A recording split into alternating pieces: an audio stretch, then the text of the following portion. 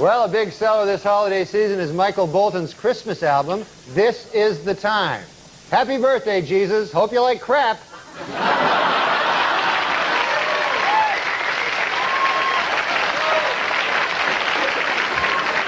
Norm, I think, has one of the best lines that probably I only appreciate on network TV history when he was hosting SNL, and he was talking about the new Michael Bolton Christmas album. Do you remember the line, Norm? Happy birthday, Jesus. Hope you like crap. Kills me to this day. It was funny because that joke was originally supposed to be about Mariah Carey, but she had some boyfriend that was some crazy, dangerous guy, and everybody was afraid. And you figured in an alley you could take a Michael Bolton. Yeah, exactly. Although I think Bolton kind of made amends a little bit by appearing in that recent SNL skit. Hysterical. He's hysterical. Oh, that was hilarious. Yeah, that was hilarious. That was good. And he has a great voice. He does. I didn't know. And the song was kind of catchy. The SNL song was pretty good. Yeah, yeah. In stock market news this week, April's three biggest losers were Cantab Pharmaceuticals, Champion Enterprises, and Crapco, which manufactures crap.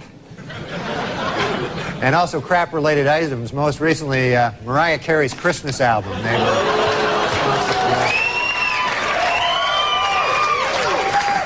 Kenny G has a Christmas album out this year. Hey, happy birthday, Jesus. Hope you like crap.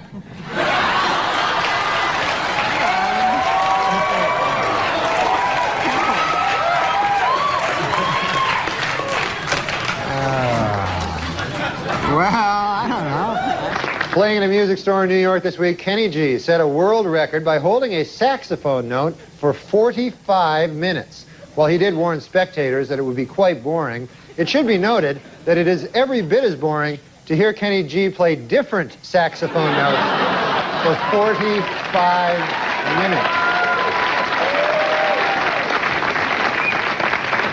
This week, CBS aired the Martha Stewart Christmas special, in which she demonstrated that with an old soup can, some used tea bags, some string, and some sparkles, you can make a useless piece of crap.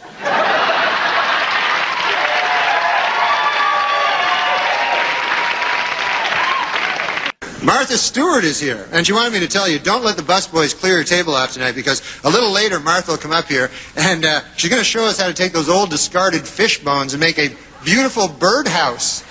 So...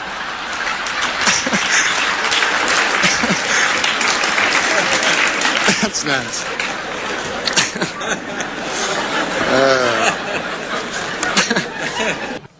The New York Public Interest Research Group has unveiled its 10th annual list of dangerous toys for the upcoming Christmas season. Topping the list this year, baby's first circular saw.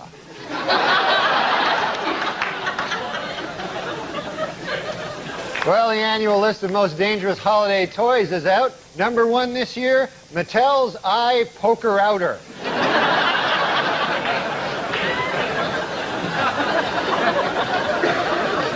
Well, the U.S. Safety Commission has issued a list of unsafe Christmas toys. Topping the list this year, Mattel's gasoline-powered sharp thing.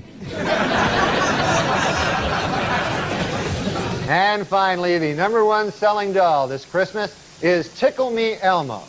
And the least popular selling doll, you guessed it, Tickle Me Frank Stallone.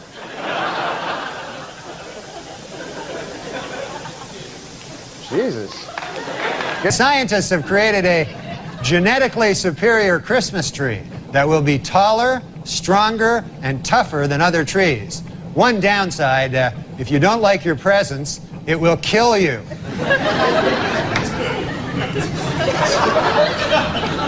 It's a hell of a downside there. And finally, this Christmas, Santa Claus will be starting a new look at up-to-date shopping malls around the country. They will now feature black Santas, Asian Santas, Hispanic Santas, and even Middle Eastern Santas. It is all part of a program to make little children cry. And finally, next week, Christians everywhere will be celebrating Christmas, or, as people born on December the 25th call it, screwed out of a present day.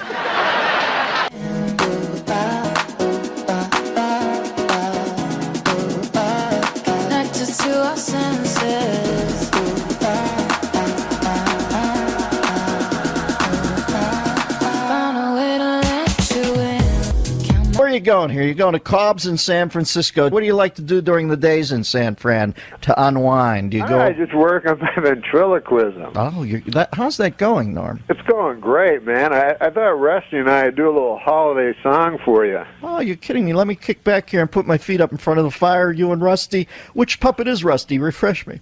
Rusty's just my friend. You know, I'm having a lot of trouble with my cranky old man. I don't know if you remember old Alec Majerison, the virulent anti-Semite. Yeah, sure, I remember. What, are you kidding me? I have a plaque commemorating my first meeting. I'm trying to get rid of that guy because you know he's a Holocaust denier. That's no secret. He's an enthusiastic Holocaust denier, and I've had it up to here with this character. You know, the man, he's just a waste of wood. But I don't know what to do. One of my Jewish friends suggested that, why don't I just throw them in a fire and burn them? But I say 2 wrongs don't make a right. We're not here to talk about that. Let me get Rusty out here. Rusty, say hello to Dennis. Hey, Dennis, how are you? Hey, Rusty. What? Hi, Rusty. Who's the dummy here, me or you? It's me. It sounds like it's you. I'm sorry, Rusty. Let me give you my man voice. Hey, Rusty, how are you doing? Yeah, dummy. Hey, come on now, Rusty. That's ridiculous. Calling Dennis Miller a dummy on his own radio program. Now, can I jump in here for a second and tell you, here's how crazy Norm is. I'm sitting here believing that he actually has a puppet. Like, it's not enough for him to fake the puppet act on the radio and over the phone. You did pull out a puppet and have it on your arm right now, don't you? Of course I have my pal Rusty here. Yeah. What do you boys have planned for us today, Rusty, Norm? We're going to do a song, according to this dummy. Would you stop calling me that? You're the dummy. Now listen, we're going to do a song, a beautiful song. Why? By the way, Rusty, what are you doing for Christmas? Are you going to see your family? Oh, sure. In my family tree, it's an actual tree. Okay, now that's just ridiculous. You're actually overlapping dialogue here, Norm. You're not even putting a second between you and the puppet's voice. Now, Rusty, are you ready to sing that song with me? Sure. There you go. Okay, I'll start. Here we go. Rudolph the red-nosed reindeer had a very shiny nose. And if you ever saw him, you would say that he was a drunk. Hey, come on! Well, that's ridiculous. What the? Come on now, don't ruin this. This is a classic. I'm sorry. All right, now let's continue. Then one foggy Christmas Eve, Santa came to town. Rudolph, with your nose so bright, have you been drinking some bathtub gin? What? Okay, now that's enough. That's way beyond the pale. Stop it, Rusty. Stop. I wish you'd kick the bucket. Like what? Kick the bucket? What are you talking about? You said tail.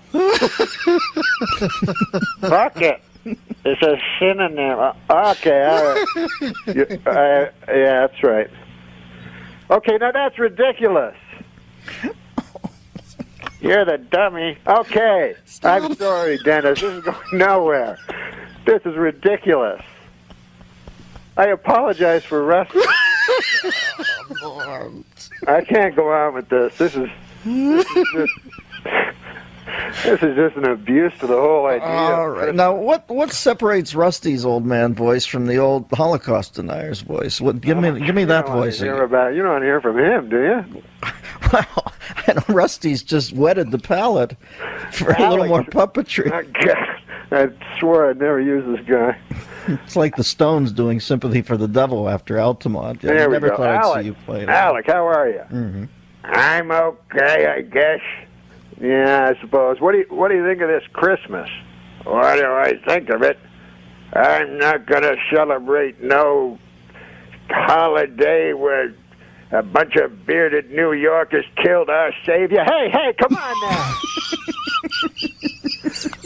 You're going back in the case. I'm sorry, Dennis. Oh, Norm, Something like that you would happen. didn't quite have control of the posse today, but I realize it's the holidays are amongst us, and that they're a little petulant this time of year. I can never keep these guys under control. Norm, you are an absolute wild man. Now, you recently gave a speech at the University of Iowa, and I'm told that 80% of the audience walked out. What could you possibly have said to them to make 80% of them walk out? Oh, it wasn't a speech. It was like some stand-up. Yeah, well, what did you say to them? I was just talking, like, I don't have my stand-up act. I just talk about whatever I'm thinking about lately. So But what'd you at say the to time, it was about having sex with animals. Uh-huh. But it wasn't, like, weird. It was like, I'm not in Of course favor. not. I'm not in favor of Yeah. it. But I was just talking about it because I thought it was odd. Like, they have a word for it, bestiality. Uh-huh. And nobody I know has ever done it. Nobody I know, you know what I mean? I've never known anybody that's ever known anybody that's ever had sex with animals. Uh-huh. But a lot of people are having sex with animals on account of they got that word, bestiality. It's in the dictionary. Uh-huh. It ain't easy to get a word in the Yeah, dictionary. so somebody's doing it. Somebody's got to be going, hey, man, even if some animals, hey, we got to come up with a word, whatever. So I can't remember what joke, but it was some joke about, like, I said, I feel sorry for the animal because, you know, they get to have sex with a super hot lady, and then the next day they bring him back to another pig. You know, because the pig initially, he was having sex with another pig. He didn't know. He's, hey, this is a nice looking, it's a nice looking thing. But then they go, you know. And then I also said I feel sorry for. Imagine if you watch one of those video, you know, of a guy, a pig having sex with a woman, and then you recognize that, hey, isn't that woman that wouldn't go out with me?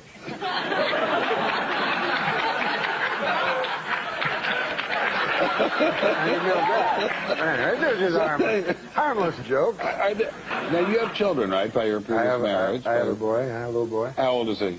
He's 8 years old. Now, would you like him to go into stand-up? Stand-up comedy? Yeah. It's It's a good job, isn't it? It's not. It's kind of tough on 8-year-olds. Yeah, well, maybe when he got older. Maybe when he gets older, you know. Would you, if you went to see him talk and he told you that joke started telling you a joke about the pig, would you be offended or would you say, son, that's a great joke. I'm so proud I told you that joke. I would laugh at that joke because it's not, as long as a joke doesn't promote a bad thing. You know, you can comment. So this sort of you actually can comment on a bad thing. You can do a joke about cigarettes. It doesn't mean you want people to smoke. You're actually discouraging women from having sex with pigs, right? Exactly. I am against it. I am solidly Okay, well, on against that note, thank you, Norm MacDonald, for being... I like some pornography, you know. Sometimes I just get so repelled by it, you know. Oh, you ever have those friends of yours go, hey, man, I got a video of a guy fucking a pig. You're like, I don't care. I don't know. Yeah, it's on my computer. I'm a computer expert. Yeah, I'm right into the computer. I got snakes coming out of ladies' asses, all kinds. I can show it to you. Come on in mine. I'm like, no, that's all right. I don't want to see it. Some guy fucking a pig, man. I didn't even think that was real. You know, that's bestiality, right? That's what they call it. Bestiality. That's a real thing, man. I never heard of a dude doing that. Like, nobody. I know a lot of people, man. None of them, to my knowledge, have ever fucking an animal. You know what I mean? I never even heard a guy knew a guy. You know what I mean? But I know that people fuck animals on account of they got that word bestiality. You know what I mean? That's not easy, getting a fucking word. You know what I mean? It's hard getting a word going. They had to have calls at the goddamn dictionary office going, hey man, what the fuck am I supposed to say when I fuck my animal? I got no word for that. You guys gotta put a word there in the dictionary. I got some lobby going there because people are fucking animals. I don't understand. I feel sorry for the animal because that's not consenting. And, you know, also, man, can you imagine if you're a pig, you know, and you're having sex with a beautiful lady, right? And then afterwards, you got to go home and fuck a pig, right? Before you didn't know, you were like, hey, this pig's all right, right? don't know it's a dirty pig. Then you're having sex with a beautiful lady, and then they're like, yeah, go fuck pigs again. You're like, you dirty bastard. You burned me.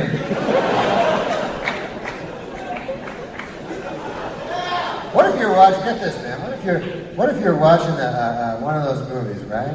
And you're saying, hey, man, there's a pig fucking a lady. And then you're like, hey, wait a second. That's that lady that wouldn't dance with me last Friday. She's fucking a pig, man. She wouldn't dance with me.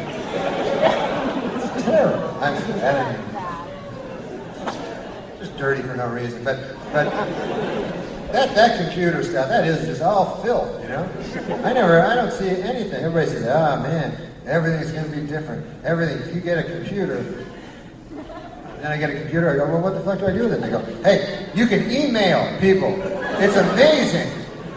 You write in there, then it goes into people, and I'm like, well, what about a fucking phone, man? That seems more amazing to me. I hear a dude's voice in China. Right? They invented that like a couple hundred years ago. I don't know, man. It could have been 2 million.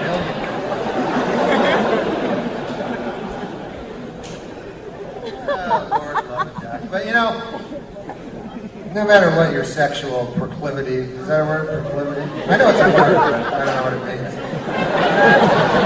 I only know 9-10 words, but I bank on other people not knowing them too. But whatever your sexual, as long as you don't, have sex with animals. I think that's terror. I think it's the wrong thing because they're not, maybe they're consenting, but we don't know. The animals could be going, hey, I don't know why people are stopping this. I said yes.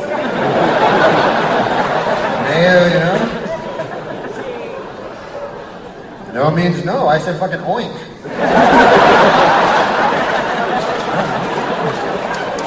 That's what I say when I want to get fucked. Oink. But there's no way of telling if they're consenting. I'm like that Harvard professor, Art Miller, talking about law.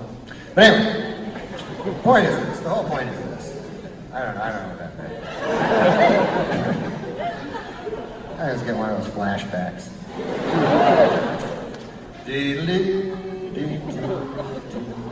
I don't think be intimidated sexually unless it's by some sort of strata of being you don't typically want to have sex with, like a cow or a camel or, in my case, a man. Yes. That would be intimidating for me. I don't know how all of the orifices work. Yeah. I think that's exactly the same. With a camel. Yeah. Well, I'm an old chunk of coal. I'm near 50. Uh-huh. I'm on the same Viagra dosage that they give to the donkey at the second show in Tijuana. I'm taking so many Viagra now. I'll tell you this. What's that, Norm? My doctor told me I'm on the same dose that they give to the donkey for the second show in Tijuana. Okay, now listen. For the second show, Why do I continue to have you on? And yet I love it. No, the second show. Why are they prescribing it in such a responsible way? It's that terrible, detrimental act of bestiality. Don't give that donkey too much Viagra. We're not monsters. Right, now go and fuck that human being for the entertainment of the children of God.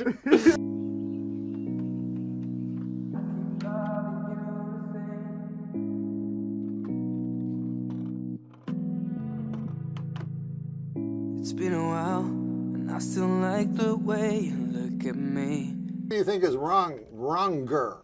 Wrong? More wrong. What do you think is more wrong? Having sex with a child, human being, or an adult pig? Like, you've got to do one. That's the You got to options. do one, yeah. You're on a deserted island. It's not me, it's some hypothetical You're person. on a deserted Russell island Brand with a single elevated. tree. It's You're not me, it's this person called Doug. Yeah. I won't have sex with a child because I think the pig may not be as bothered as a child. I think it could have huge psychological impact on the child. So out of compassion, I would advise Doug to do it with the pig. and to leave the child alone because of the potential psychological impact. Even though the child's on a bloody island anyway, that's going to mess him up, all that Robinson Crusoe crap. Out on the farm, watching animals doing it in rural Canada. A moose being ransacked against some timber. Sal.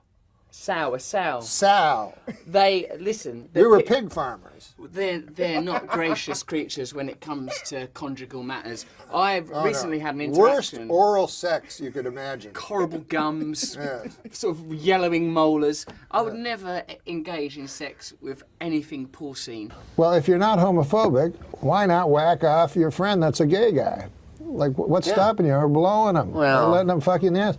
What's stopping you? You're not getting anything out of it, but he's having a hell of a time. Come on, it would be like that. It is kind of gross, you know, if you're not into it, because it's like why not jerk your dog off? You know, your dog probably likes it, but that's because it's gross. Yeah, he's a weird one, man. How many people, though, seriously? No, I agree with you, it's gross, but do you think that happens a lot? Like lonely people and their dogs? Jerking off their dogs? Oh, yeah. Every time I see a woman walking down the street with a real big dog, I'm like, oh, they're going out. Women? No, they get their dogs to either go down on them. You know, Judd Apatow recently, and I'm apologizing to him. Oh, but his dog is sexy. If you could boil your Wikipedia entry down to a one-sentence bio, what would it be? He was. That has a subject and a predicate. Please send help. Please send help. I don't feel like I belong here. I belong here. No. Wish I could change myself. Change myself. It can get so strange. You're dead. The hell I am, they'll see. I'd heard this kind of talk before. How I'm finished. Through. Obsolete, passé, yesterday's news. A has-been, a fossil. Well, I'll have you know, I'm just as relevant today as I was 25 years ago. No, my agent laughs through the phone like it's the greatest joke in the world. Check your Wikipedia page. You're dead, all right. My dad died, and my grandfather died, and my great-grandfather died, and the guy before him, I don't know, probably died. I come from a long line of death. That's my point. That's my point. Yeah. Like I've noticed on your special, you do have a lot of bits that are very funny, but very dark as far as the death and growing old and disease and things like that. One of the funniest goddamn things you were saying was, your odds of getting attacked by a terrorist are 1,000,001, but your heart attacking you. It's just somebody, your heart attacks you. The heart's not.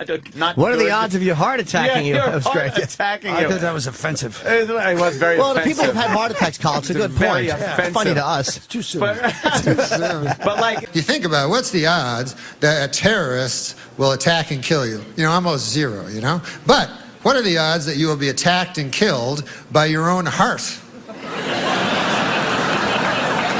Where is that? Where are you as far as that goes? Are you authentically petrified of the end or of falling apart? I shouldn't think about it as much as I do. You do? Do you lay there? I go fucking. I get a lot of tests done. Do you? Yeah, make sure everything's cool. Your cholesterol. This happened to me one time. Because, people say, you're a hypochondriac and shit, but I'm like, no, fuck, that's not it. It's the only chance you got is early detection. That's all you got. And so I used to go to the Mayo Clinic, in Rochester, Minnesota, every year, and I would have, this is what I would do. Because I don't, this is what doctors do. They'll just you go, hey, I got a cough. That's probably a cold. Right. You know what I mean? They just brush everything off, especially if they know that's you're a what they told hypochondriac. Jim Henson. Yeah, exactly. Yep.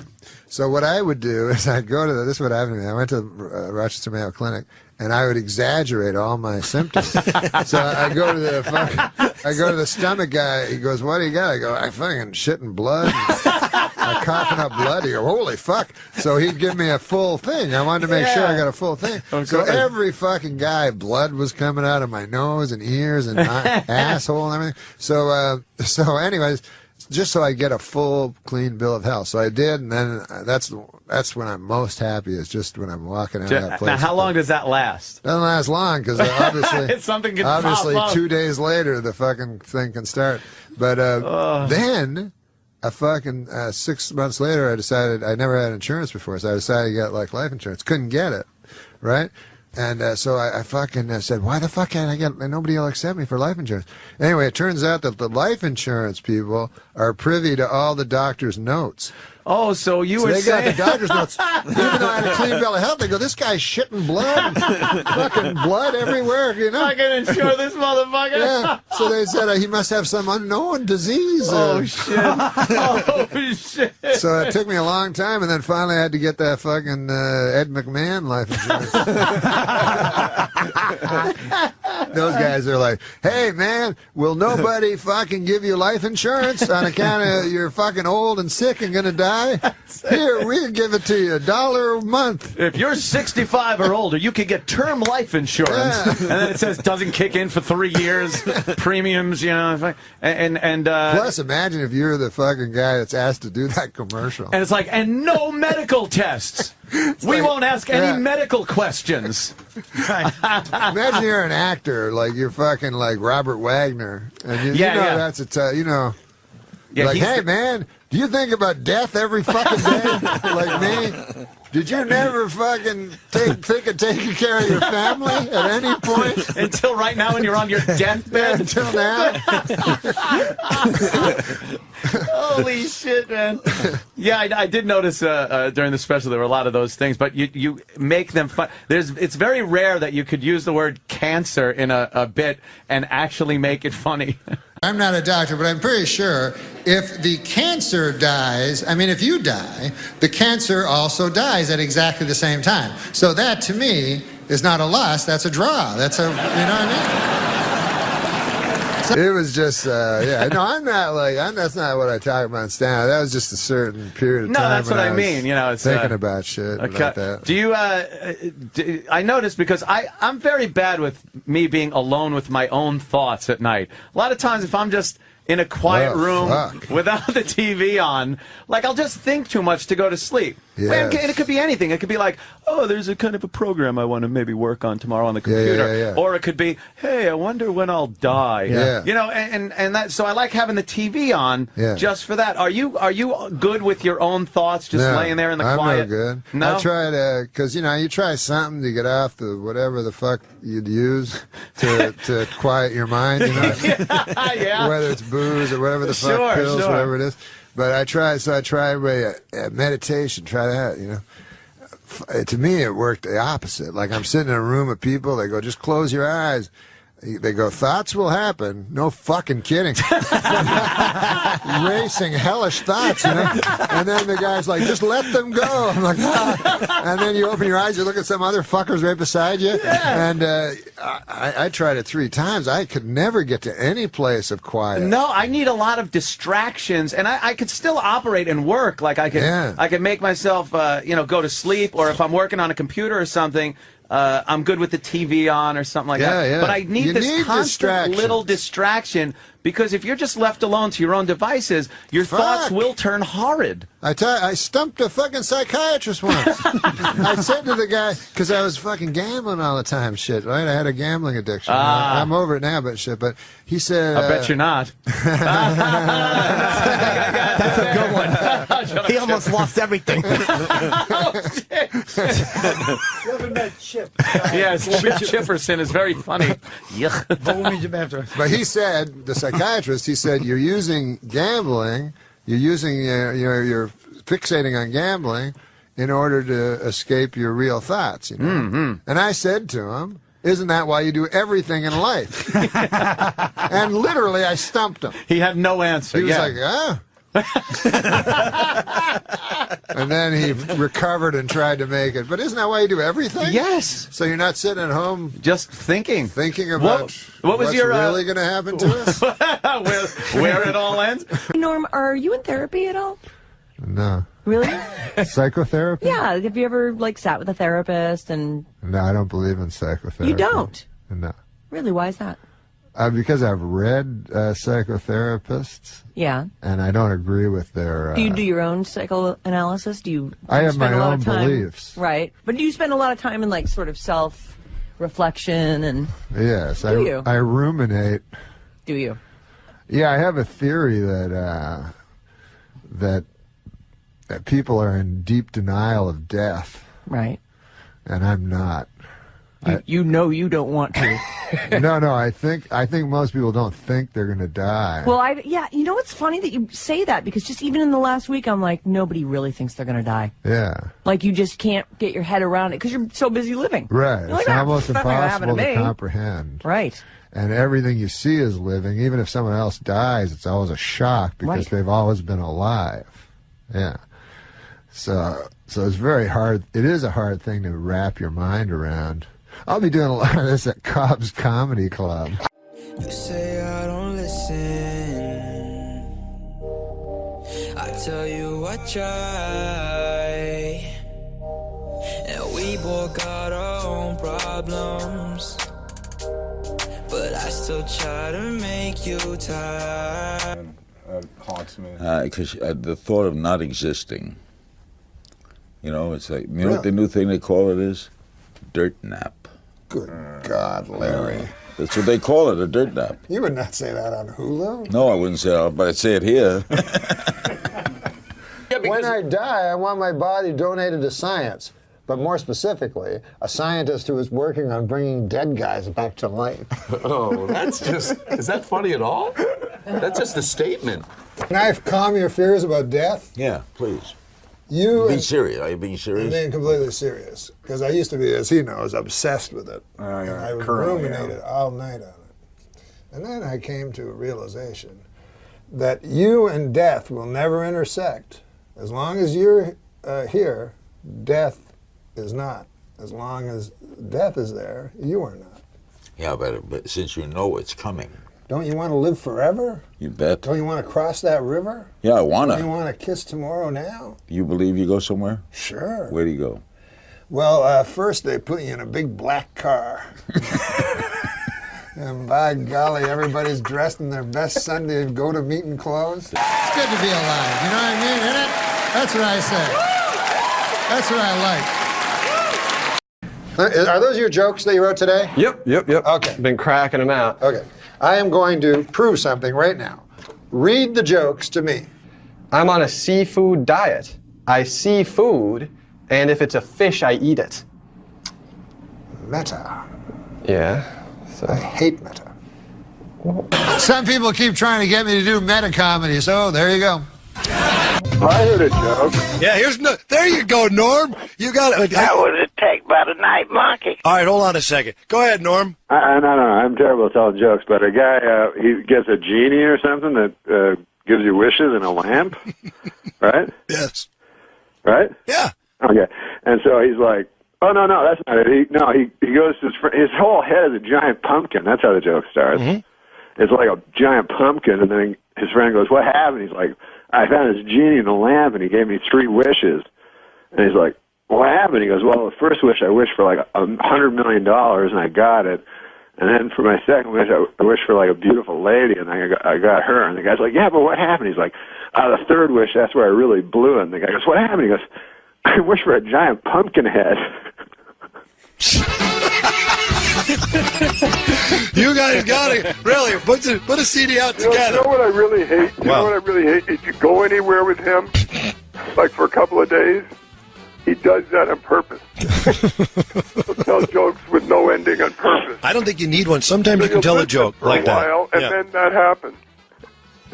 You don't need to have a joke. You want to read a joke? Sure. You read them so good, but do you like his meta jokes? He's a deep guy, you know. He's a young guy that's still finding themselves, so he's meta. How many Polish guys does it take to screw in a light bulb? The question cannot be answered because Polish people are so fucking stupid that no matter how many of them are available, none of them would ever be able to complete that simple task. This is a meta joke. Have you aware of these meta jokes? How many comedians does it take to screw in a light bulb? How many? 2. One to do it, and the other guy to go, how long's he been up there? I like that. on stage.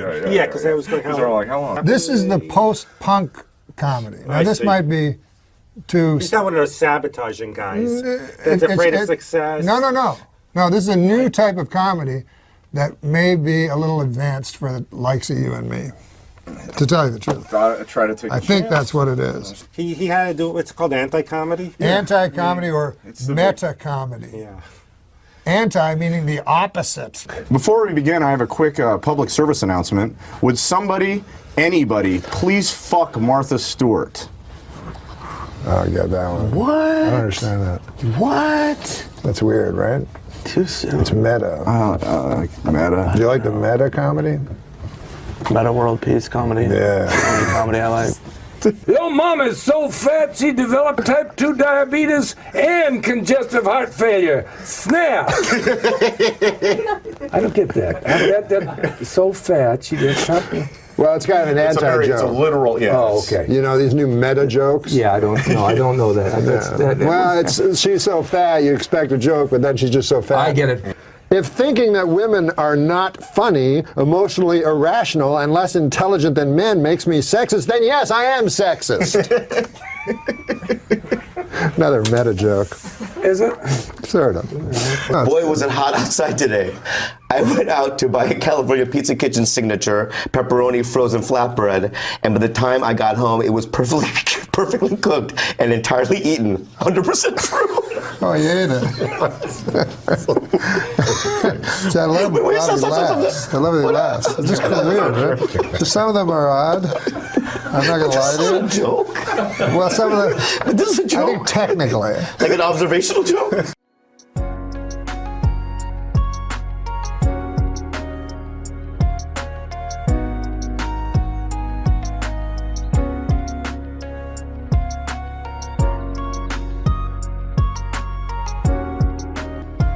I was thinking that the new comedians, like Jim Gaffigan, what is it called when you say a joke and then refer to it? Oh, Some sort of I don't know meta. what it's called, but yeah, everybody's just. What are they doing? That. Explain what they do. Well, what they do is they're basically saying what Jim does is he's telling you what the audience's reaction So give to an that example. joke is. So it's like The joke. It's not the joke part isn't important. You can talk about the Care Bears, but you just say the. Okay, so he's like I like Samuel. Something the punchline Samuel L. Jackson. Oh, I don't care for him. He's not a good actor. Something like that.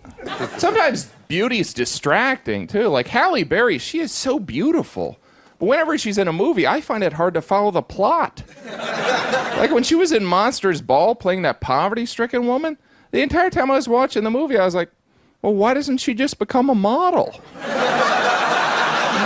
But isn't that he said he was commenting on his own act, not on Samuel L. That's Jackson? what he's. Oh yeah, but he's talking about why does this? All right, so he'll be talking about like cheeseburgers. I love about mini muffins is you can eat fucking 12 of them. Oh, he just keeps talking about food. Why is he talking about food so much? Yes. He does that. And now this has become a kind of a standard since. Since he did it, it's like everybody. Try and be a good dad. I sat the older three down and I explained to them that the new baby does not mean I love them any less. But I will have to let one of them go. So if anyone knows of a toddler rescue, maybe we could get Sarah McLachlan to do the commercial. I don't like that joke at all. Why would he put that joke in this special? 4 kids. Bedtime is a crisis. That's why I'm here right now. I saw Gilbert do that 20 years ago, where he was his own father watching his act. Yeah. How did that put on a pair of glasses. What kind of a joke was that? He didn't answer it. I don't understand that he does the fingers fighting with each other, and that's a joke. I've been doing that for years, way before they had a name for it. I had no idea. He would say a joke, and then he'd put on his glasses, he'd be his father, and not care for the joke. Right? That's brilliant. What do you have to say now? I mean, I'm not a good, Anything. Yeah, clearly.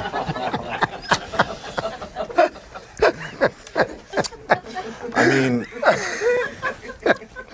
it's like...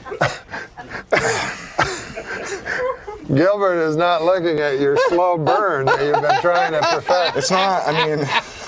When I was young, there was a fella went by the name of Jacques de Gautier.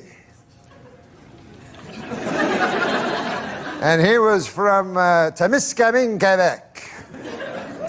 And Jacques de Gautier, he was a fella that really thought.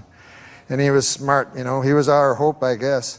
And he was, while I was scrabbling to get out of high school, Jacques Zagatineau had already... I think you just changed his last name.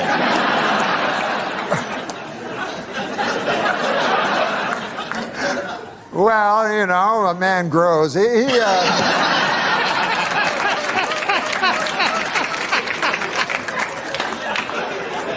I really like, because on one of the episodes, it was really funny, we're loving it, and he finishes the story, and it ends with this terrible pun, the porpoise pun. Remember that? But this is the point. Yeah. Jacques de Gatineau, he went to McGill University and he got 3 degrees, by golly. And he went over across the pond to the fellers with Cambridge, and he even stood up to them. And we thought, boy, he's going to be the next. We had Jean Marchand, Gérald Tertier, Pierre Trudeau, the 3 wise men of Quebec. By God, Jacques de Gatineau was going to be the next. Give me the next gun. Yeah, but he vanished. And I met him, I started to do stand-up and travel from here to there and to here again. And one time I was in Niagara Falls, and gosh, I went over to the Sea World there. You know how they have the Sea World? You know, with the different fish. You know. I didn't know that, but okay, yes. Beluga. The SeaWorld, I've been there many a time. Okay, so I was checking out the beluga whales and stuff, and I look over, and who do you think I see? I hope it's that guy. No, it was just an attendant, but he showed me to the place I wanted to see, which is where they feed the little baby dolphins, because I love dolphins, you know. And who do I see there but Jacques de Gatineau? And here he is, he's feeding the baby dolphins. And I go up to him and I go, Jacques de Gatineau, I feel shame for you. You were our hope. You were to go to Canada, Canada's nation's capital of Ottawa.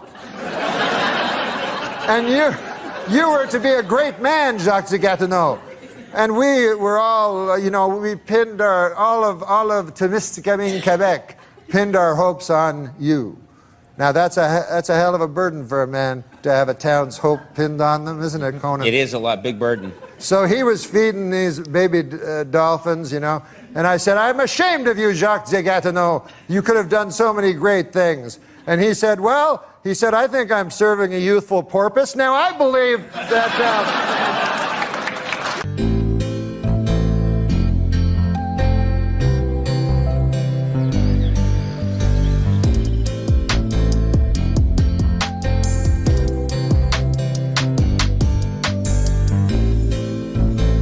Still, it's this long story that ends with a pun. Instead of I'm serving a useful purpose, he says I'm serving a youthful porpoise, and it's this long joke that gets to just that pun, and I'm loving it.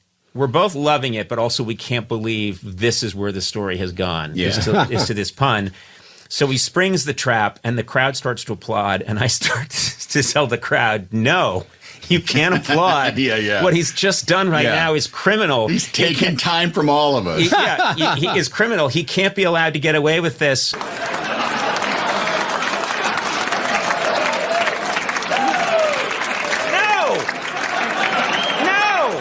I knew that was going to happen. I knew that was going to happen. You don't encourage that! It's like... That was a 40-minute story! It's like somebody... Youthful porpoise? Youthful porpoise? Yes! Not porpoise. I don't know! Good God! I know, that was way out of line. No, that was way out of... Who are you to criticize Oscar Pistorius? And then, Andy, you say, what you just did, Norm, is you stopped us on the street, took us for a 2-mile walk in the woods to show us a turd. and Norm is laughing so hard, I think he gets down on his knees and is like clapping. Somebody saying, I got to show you something. They take on a 4-mile hike to show you a dog turd.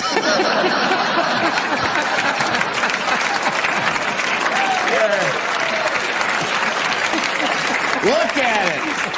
Okay. And I realized that the ultimate joy of this man, to me, is he is a mischievous kid at heart. There's all this intellect, and there's all of this integrity, and there's all the things that we've talked about, word choice, and his way of being able to, and I do believe, like a modernist, painter, completely blow up the form and take it inside out. Yep. I think all those things are true, but at the core, there is a mischievous child who knows that he's going to sit in the update desk at SNL and he's going to stare right in the camera and tell a joke that he knows for a fact is going to get nothing and will enrage the president of NBC and cost him his job. And he is like a kid in a candy store. And to me, that's, God bless. It's a lot of fun to watch. Well, there's your reel for CBS. We're getting this right to Les Moonves. I gotta have him. You want to see that every night, Les? This guy's got this. More Quebecois humor. I love you. I really do. So this one was a doozy. And as Josh Lacash points out, he does it exactly like a Norm MacDonald joke. 2-1. I saw Ian Miles Chong tweets out, he goes, he's not coming back from this, is he?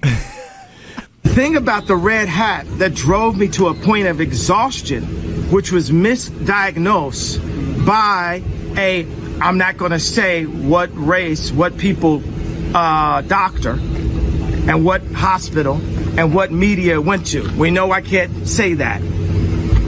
It was a Jewish doctor. You know the Norm MacDonald joke, too, I think that harkens back to? He's there with Russell Brand, and he said, I got a story. It's about I was with a hooker, as a stripper or whatever. And I go back to her place, and she says, I have a boyfriend. I said, all right, well, let's not stay there. We'll go to a different place, because her boyfriend is, well, I'm not going to say what color he was, but it's a terrifying color.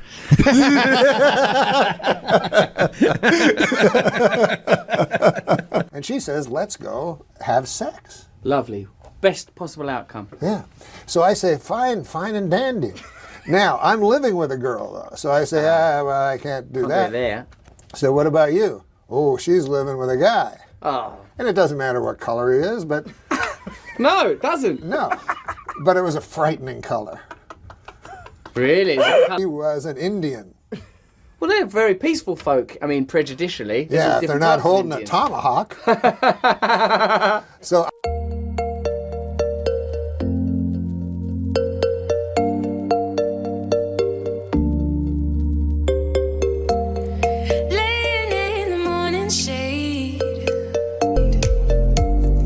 Now, people always wonder if God is a man or a woman or black or white or yellow, but I'm here to tell you that none of this silly stuff matters. He's a white guy, by the way. It's and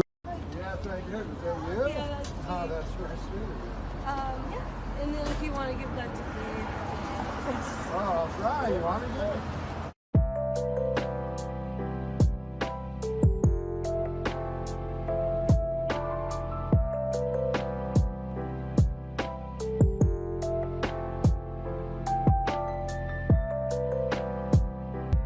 Hey, Norm MacDonald here in the Seattle at the Moore Theater. Everybody always wants to know what it's like backstage. It's sometimes better than this. Now, apparently I have a Seattle fan club. And I didn't know, I knew nothing of this, but they've sent me stuff, so I thought I would open it up live so that you see it the very time I see it. Oh, it seems to be a long letter. Oh, as the founder of the Seattle chapter of the Norm MacDonald Fan Club, and then if I find something else, we'll put it up. A picture of a lady. It's a Norm from, I don't know. I got to meet Norm, and I also got to prove my fucking fanhood to him, and I made him happy. So it's really special, and I have it on camera. But my final photo on Tinder is a photo of Norm actually holding my headshot that I signed and left for Norm, a screenshot that he posted on his own Instagram story. So Norm never posted Instagram stories. And what happened is this. So I flew to LA one time, literally leaving letters at every comedy club I knew Norm frequented about my fan club and with little gifts.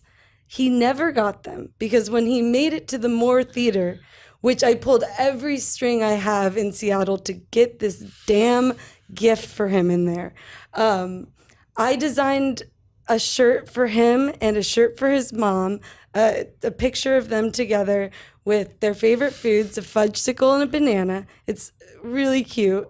And just to jump ahead, his mom actually wore the shirt in all the videos after that they ever made together. Oh. Why did God make only one Yogi Bear? Because when he tried to make the second one, he made a boo-boo. What was Rodney Dangerfield like being around? He was as Rodney as you would think. But later in his life, didn't he wear a bathrobe and nothing underneath? A lot of times, yeah. Which is funny, but I don't know if he was trying to be funny. I don't know. He was a good dude. Like when you would, I remember eating lunch with Rodney during Little Nicky. It was just me and Rodney sitting in my trailer and just talking, relaxed. And he was just a sweet guy. He did feel like he wasn't like no respect from the industry. He just felt like he was a no respect guy in life. He was just like, oh, this. He felt like he always had bad luck in all the stories. And but he was a genuine sweet guy. I do remember when the Hanukkah song. But Rodney, anyways, Rodney said to me, boys, he goes, what are you doing there? Announcing to everybody you're a Jew.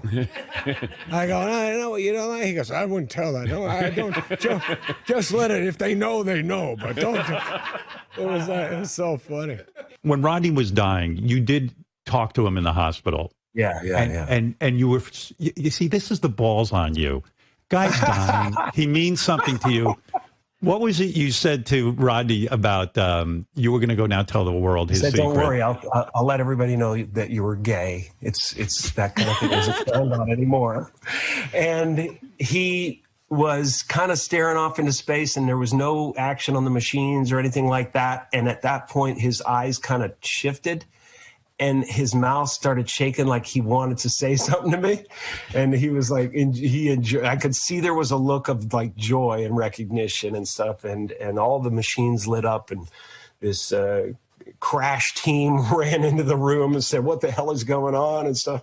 And they said, God, he hasn't shown any signs like that in a long time. So he knew I was there. He was an event guest on Carson, like you say, somebody you knew was coming on, like Rodney. You had to watch. This other level of them going on. It was extra exciting. Yeah, or Steve Martin. Yeah. Too. And I remember with Rodney Dangerfield, first he'd come out and do a set, which would be hysterical. And then the panel would be even The panel was funnier. the second set. Yeah. Right. Yes. Yeah. How you It was doing? like a double set. He'd do I another tell you. 10 minutes sitting down. Yeah, it was sort of like, so Rodney, how are you? Right. That was it. Well, I'm okay now, but last week I was in rough shape. That was it.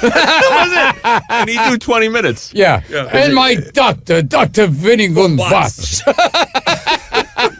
Now that I think of it, he never actually said anything real. No, he never said the anything panel- about He his wasn't a life. real interview. The panel was a whole second set, and I liked the panel even better than the stand-up. It was so ridiculous. The flies chipped in to fix the hole in the screen because his wife was such a terrible cook. Just do one after the other. And then one every now and then one wouldn't work. Yeah. And he'd just take that one out and he'd cross it off. He took a break, right? Didn't he do it for years, and then he took like a 20-year break where he didn't do it? He has an interesting history. But I heard he wrote jokes during that time, and then he came back in his 40s or maybe even 50s. I think he was Jack Roy. Jack Roy. In the beginning, and he has a very strange And then, past. according to He was a Tin Man. Yeah, He was selling aluminum siding. Yeah, and something crooked was happening, and the police. Well, Cliff Nestoroff is the man to check with on that. He might. Rodney reportedly was kind of caught up in some scandal for selling. I didn't know that. For selling siding to widows and. Widows. Before he found his way back into stand-up. He didn't have the no respect thing when he first started out. No, he developed that over the years. Did you meet him? What? Oh, Rodney. In fact, I did 2 bad movies with. You were in Meet Wally Sparks. Meet Wally Sparks. How could we forget? And you'll never know the name of the next movie. Something about midnight. Yeah, Back by Midnight. Back by Midnight. I listened to you on the other episodes. Oh, I know that surprises okay. you. Knicks, the New York Knicks. What? Did you say Knicks movie? The next movie. Next the movie. next. Yeah. And I remember one time seeing Rodney on stage, and he was trying out stuff, and the audience just wasn't with him. Really? And he stops for a while, and he's fixing his tie and looking both ways, and then he goes, "Hey, if anybody tells you you're a hot crowd, you spit in their face, okay?" You saw him say that? Oh, yes. I saw him at Westbury a bunch of times. Did they laugh when he said that? Oh, yeah. Now you also wrote for Rodney. Did you do stuff? But so little. Well, you went on the road with him, didn't you? For 2 weeks. It's so funny. People come up to me and say, "You're so full of shit, man. You weren't that close to Rodney. You made a big deal." I said, I never said that I did anything that I didn't do. We went away for 2 weeks, and to this day, I'm still remembering fucking shit that he did and said, which is like... Was he really that big a party? I read all these stories. He was a about big Coke. party, but he wasn't funny. He was just funny. Like what he said, the funniest thing he ever said was not him being funny. And to this day, I don't think I ever heard anything funnier in my life. It's 1980, and it's Fort Lauderdale, Easter time. Wall to wall, college girls in bikinis. Luckily, you don't have a gun on you because you put a bullet in your head. And me and Rodney are walking along the sidewalk, and here's the beach. You can't see the water for the girls in bikinis. And he just turned to me and said, "Don't you wish you could just fuck anybody you wanted?" I'm like, who says that? He used to be my neighbor. Rodney lived in the Pavilion on York Avenue between 76 and 77th Street. I know it well. I lived in the Kingsley, right up the road from where he was.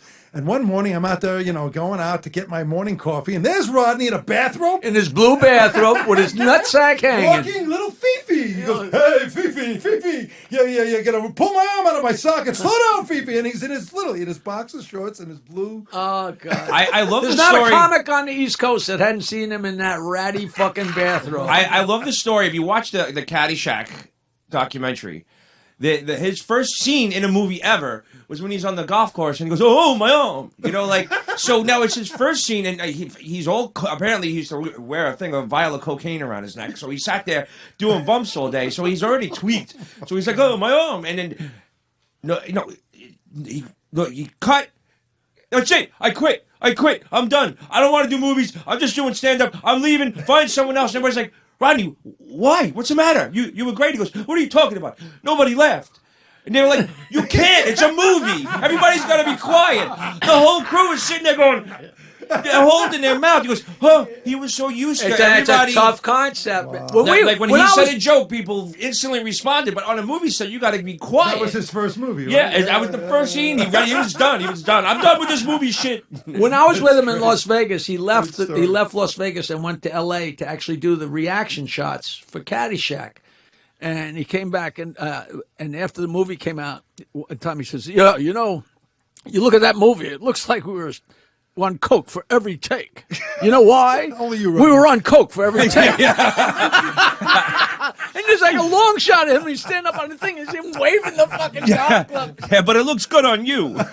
Here's a story about Rodney, man. He was fucking guy. kept doing coke and shit. Even when you get scared at some point, you stop doing drugs. Yeah. Right. Most humans. Not him. This fucker, 80, whatever he was, doing all kinds of shit. Saga told me the story, right? So he's in the hospital, and he's got a fucking brain tumor that's going to cause a heart attack. All this crazy shit, right? Right. So everybody's worried about him. Just leaves the hospital 2 days later, right? Walks out on his own. Yeah, so he's in the comedy store with 2 hookers, and he's waiting for Ron Jeremy to show up. Oh my goodness! So this is 2 days later. Yeah. So Saget told me he walked in, he was like completely shocked. He said, "Rodney, how you doing, man? Well, what's going on?" He goes, "How are you doing?" And Rodney goes, "How am I doing?" He goes, "I'm sitting here with 2 whores waiting for a guy who can suck his own dick. How you doing?" Still very quick. I met him on Saturday Night Live because he came and did, when I did Update, he came and did some jokes on his 75th birthday. So we have to do dress first at 8:30 and then at 11:30 the show, Right. So he comes and he's like, "Hey, Norm, I got to fucking talk to you, So I go in and I'm like, "Mr. Dangerfield, it's great to meet you." That's the first time I ever met him. He goes, "Listen, man." He goes, "What the fuck, man? Why am I doing it at 8:30? I know my fucking jokes. I'll just come back at 11:30.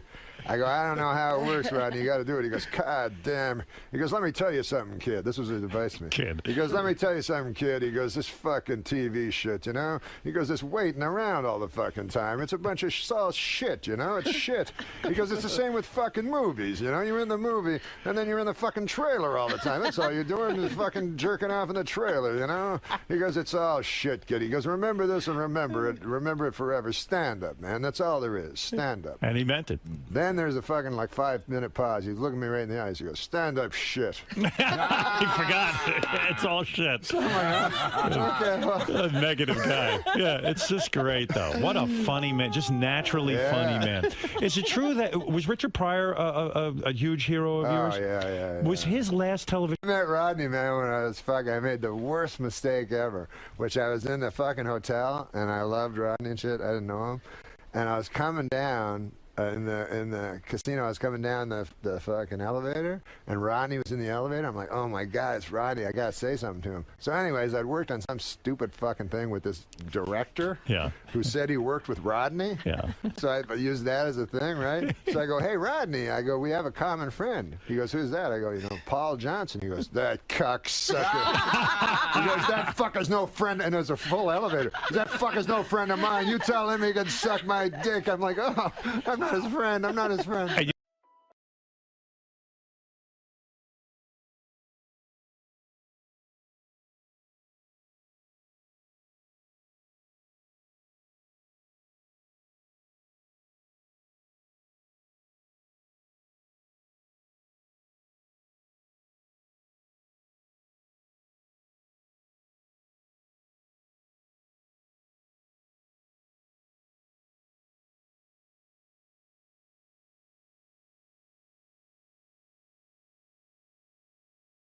But you remember that book on stand-up written by maybe William Goldman? I can't remember. But it was about Lenny Bruce. It was about Lenny Bruce. I don't think I read that. It was Lenny Bruce. I never met Lenny Bruce, but I know who William Goldman is. So there was a guy that was with Lenny Bruce that was supposed to be the funniest guy. Well, he was Rodney's friend. We're Joe Ansis. Yes. Joe Ansis, Rodney Now, told I met me. Joe Ansis. No way. He came to Saturday Night Live, and he wasn't very funny. Well, he was an old man by then, right? Yeah, he was with Rodney. There's a story about him that he was so OCD that he got into a bathroom, took off all of his clothes, and naked in the toilet, but didn't lock the stall door. Yeah. And Rodney told me this story, and it has to be true, I guess, and because he didn't tell that many stories this many times. And he's naked, standing on a toilet seat. So you look under the stall, and the guy saw that there was nobody there, and he was trying to take a shit, and he was just naked like a crow, and his clothes were laid up over the side of the stall. Yeah. And a guy opened the stall, and they both because he was naked with his dick hanging out. My God. Just a creepy story. There was no punchline to it except how OCD the guy was, how crazy. I heard a great story, and correct me if I'm wrong, about you running into Rodney after he got out of a hospital at Caroline's. Was that you? And he was waiting for Ron Jeremy? Yeah, that was at his place. That's actually in the book. It's in the book. Is that in the book? Yeah, there's a story. Tell everyone that story. It's a true thing. That I was supposed to have dinner with Rodney at 7 o'clock on a Wednesday. And I got to his place, and he was in a robe, and he just had surgery, but he was healed, you know, wasn't like hanging out. He had a scar up here, and he said they took out all my guts, lied him next to me, and then put them all back in. That's how he talked about his surgery. It's just like something quick, like Legos or something. And so I got to his place Wednesday night, and his wife was going out with a friend, and he goes, "Bob, you didn't call to confirm." I said, "I'm not late. This was the plan." "You didn't call to confirm, man. I'm sorry. I got Ron Jeremy coming up here with 2 hookers." And I said, "Well, I gotta go. I'm not gonna. I met Ron before. No offense. I just don't. I'm good. I'm gonna leave." And Rodney goes, "Oh, I'm sorry, man. I feel bad." He had a release on the table that just says, "I, Ron Jeremy, allow Rodney to use me in his book." And that was just going to be his signature. That's what it was all for. So Rodney goes, "Sorry, I'll walk you out. I feel bad, Bob." And he walks me over to the elevator, and the elevator was just to his unit. And I walk over, and the doors, I'm on the inside of the elevator, and I go, he said, "How you doing, Bob?" I said, "I'm doing pretty good. I would have liked to have dinner, but how are you doing?" And he goes, "You want to know how I'm doing? You're leaving, and I'm waiting for a guy that can suck his own cock. That's how I'm doing." And then the doors closed. And we both laughed out loud because he said it he had no energy up to that moment. And when he said it, it was like a back-to-school moment. Like, "That's how I'm doing." And he yelled it. And that's what the guy could do, apparently. The potato bug of porn actors. Yeah. Could curl himself up. And you've met him. I met him. He loves comics. Thinks he's funny. He's the funny one. Loves comedians. That's the guy you definitely want to fist bump, not shake. Oh, yeah. Talk about that big juicy thing you were talking about. No. He was awesome. I officiated his funeral. Oh, man. It was pretty intense to put him away. I was with him in the emergency, sorry, I got a little, in the intensive care. He was in a coma. So I'd go in and talk to him. How old was he when he passed? 84. That's amazing. He did all that coke and he made it to 84. He stopped doing coke. He just liked pot. But he When did did a he stop lot doing of coke. When did he stop? I think about 10 years before he died. Still amazing. 74 years old doing coke. Going, "I got another 10 years. I'll tell you what." I can't. How do you stop? No booze, no coke, no pot, no pills. Yeah. Mike Wallace was a great friend. I lived down the hall from a woman who had Alzheimer's.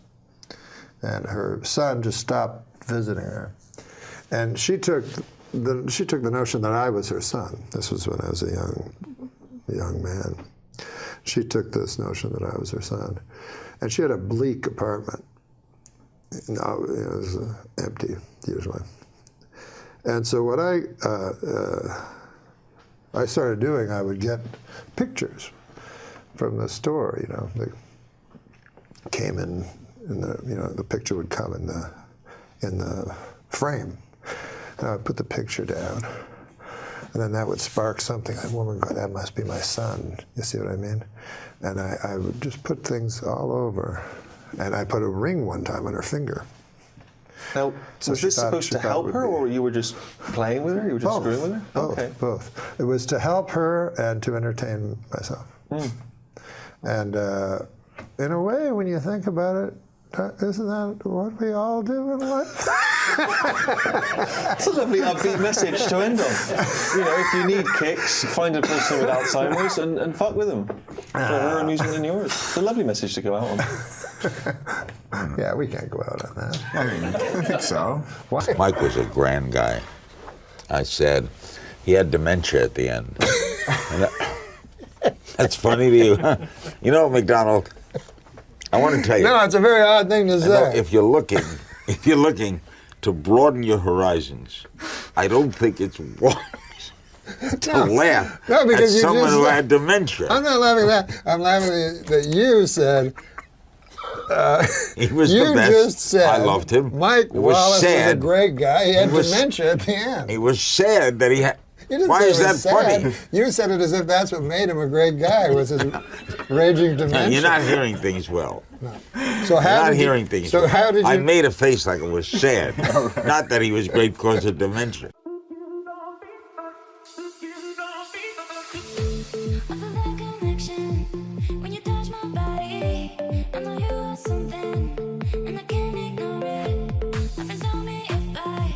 Wanna go to You get older, you start to get a little short term. But I remember things from 10 years ago like that. Yeah. Don't you have, you could remember things from childhood? Yes. I remember the street, walking down the street, remember my friends. You have terrible? Yeah, terrible. I had good memory. He can remember like when he was a kid, but he can't remember murdering that prostitute last night. You can go to jail for that. It's a whole new law. How old was she? I don't remember. And then you mentioned before, Norm eventually got fired, and the rumors were that it was too many OJ jokes and that sort of thing, which is ironic because you told me that wasn't really a rumor. I mean, that's why. Yeah. Now, a lot of people don't realize that Norm could have stayed if he had agreed to let them fire Jim Downey. Ah. Jim is one of the best writers in the history of the show. He had been head writer for many years, but he could have stayed if he had agreed to fire Downey. And people ask me, well, why didn't? And he never. And I'll tell you another thing. You talk about Norm. From what I know, I don't know anybody. I mean, I was in touch with Norm, but I hadn't seen him in a while when he. When I heard he passed away, I certainly didn't know he was sick. I'm sure his producing partner and, really like a best friend, his Lori Jo, I would assume she knew. I don't know if he told his family. Norm never told Jim directly that he could have stayed at SNL if he fired him, but Jim heard it from other people, not just me. It wasn't even a thought that he was like, oh, they said I could keep doing it without Downey, but I'm not doing that. Yeah. It wasn't even a discussion. I don't know if that answered. I don't even remember the question. No, we were talking about OJ, and actually it reminded me. OJ. Oh yes. Look, it was Don Ohlmeyer's friend, and we just kept hammering him, right? What about you told me that I'm in New Canaan visiting my little son, and the first thing I see is the sound was off on the TV, and he's sitting in his high chair. And he was like, 2 years old, I guess. And so he looks up at the thing and there's Chris Farley, but with the sound off, he didn't know exactly what it was. He starts laughing hysterically just at the sight of Chris Farley. And then the phone rings and it's Mike Shoemaker from the show, was a producer at the show. And he says, a couple things. Chris Farley's dead and you and Norm were fired. Wow. And so apparently, and later, guess what? It was like 3 years later, Norm told me, and he had never said this to me, because if our positions were reversed, I would have said it right away. He said, they told me like it wasn't, that they were only firing you, that I was welcome to stay. And I said, I won't do it without Downey. And so they said, okay, motherfucker, be our guest. So that's how Norm came to be fired. He went out of solidarity with me. So well, I think it's probably smart because you made it. You guys together were really good. It probably would have. He would have been. He's fine great, without but me, you're great, right?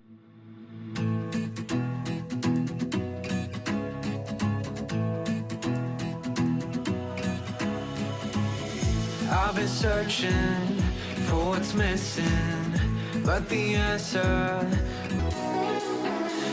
Our top story tonight comes from the O.J. Simpson civil trial, where this week it was revealed that in his first interview with police, Simpson had refused to take a lie detector test. His reason? It detects lies.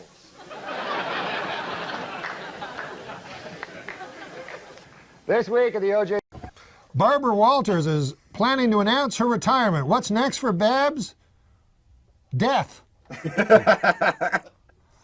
The old NORM MACDONALD is back. You know what I'm going to do tomorrow? I'm going to watch The fucking View. The View? That's what I'm going to do. How dare you? How dare you? That's where I'm going to get my humor from. You told me you didn't like The View. But I'm watching it tomorrow. You told me you didn't like it. I never told you that. Oh, you like it? I told you they're my favorite of all time. Oh. What's your dream view? You mean the show, The View? Yeah. The Who guests? would you, what 4 or 5 ladies would you want in there? Ooh, that's a great question. Susan Yegley. That's your wife. You didn't even recognize her name. It's your betrothed. My betrothed.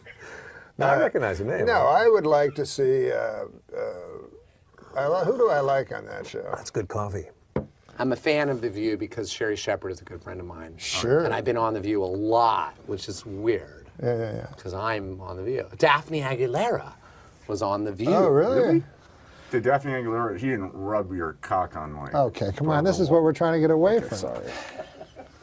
And by the way, every time I'm on The View, Barbara Walters will not be on The View. Is that right? Yeah, she won't be on it with me. And it has to be the pre-taped one. Filthy old bag. That's 4 or 5 sidekicks. I don't like her. Why not? Barbara Walters? Yeah. Because they're like, she's retiring. She did everything for journalism. To me, she was horrible. She just started this whole celebrity journalism thing. Yeah, but she had the Barbara Walters hour. What was that? Before the Oscars, she would interview. The 10 most fascinating people. And Barbara Walters never listens to me. I have to talk to Sherry Shepherd. Fortunately, we share views on dinosaurs. But I can never get that lady, the old lady. How do you have a person on a show that believes the Earth is flat and men lived with dinosaurs, and you keep them on the show? But come on. Oh well, that I agree. You know what I say? Someone goes. My brother once said, "Well, you have to have the opposing view. Like if I had a show, would I have someone on the panel that had the opposing view?" I go, "No. You fucking bring it in on a satellite and you talk to them for 3 minutes, and then you fucking ignore it. They're losing a couple people from The View, though. I think they're losing Elizabeth Hasselbeck and Joy Behar. No, Elizabeth Hasselbeck, there was a rumor. Oh, there was just a rumor? Yeah, that was thank God. That was urban legend. You checked Snopes on that? So here now we tell jokes. Now you think you don't tell jokes, but wait till I can read them. You can read them. Oh, I saw one in the bathroom. I went to use the bathroom. Oh, I threw some in the garbage. Don't tell people that. That you threw all the racist ones. The one I remember was The View. Wait, I don't want to do View jokes. Because if you start a battle with Joy Behar, you're not going to win. No, you'll win easily. But read this one. read this one. Read this joke. It should remind you you're like drunk aunt, like Joy Behar. Joy Behar reminds me of an older person in my family that's funny around the table. They're virtually what she is. Yeah. You know how old Joy Behar is? Well, I don't think she wants you to tell everybody. It's in her Wikipedia. Oh, she's, I think, a lot older than 70. I thought. Yeah. That sounds, she looks great. That sounds about right to me. 70? No, I didn't think of her as 70. Jesus Christ almighty, when did she break? 50? I like her. I like her too. She reminds me of like your old aunt or something. Yeah. With her funny opinions. You know what I mean? The View is a bunch of fucking, what kind of henhouse horse shit is that? I like The View. You probably are afraid of Joy Behar, aren't you? Who wouldn't be? She's a little bit of a firecracker. Terrifying. She's funny. Yeah. She reminds me of like your aunt that tells jokes at the fucking Thanksgiving. I'm going to go get that joke because Because the way they wrote it was pretty funny. Barbara Walters announced that she's retiring from The View. Well, actually, she announced it 5 years ago, but no one could hear her over those yammering bitches. See? Amazing that worked after that giant building. And Barbara Walters is never leaving. She's 83 and she had chicken pox. Can you believe that? Yeah. Wouldn't you love to see her chicken pox? No. No? At 83 at night in the negligee coming out of the bathroom? Wouldn't you get shingles then? No. If you get chicken pox, you can get shingles. Yeah. But she hasn't gotten them yet. Yeah. What a group that is. Oh my God. I heard she got.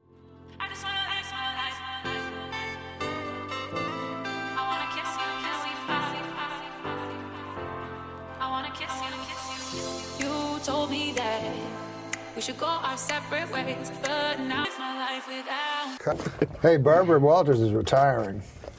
I can understand why Barbara Walters is retiring. It must be exhausting occasionally appearing on The View. Right? We're fucking going on the road doing all kinds of shit.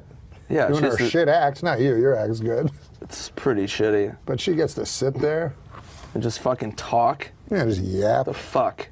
You ever been on that show? I've been on it so many times. Let's talk about you now. Let me ask you something. Yes, Another guy from Canada has come and invaded show business here in the United States. With an acerbic wit. So many funny guys come out of Canada. What is it about Canada that produces all these comedians? What do you think it is? I don't know, because when I'm in Canada, no one's funny.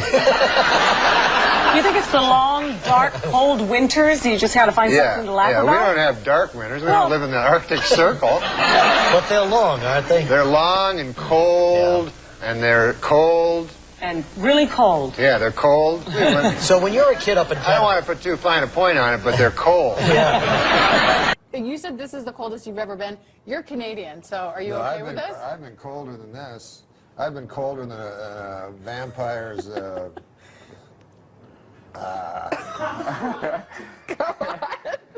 on. That's like We're an waiting. 8 a.m. joke. Yeah, we can do it at 7:19. The stage is yours. Are you drunk? Because all you did was ride a cooler and you're sweating.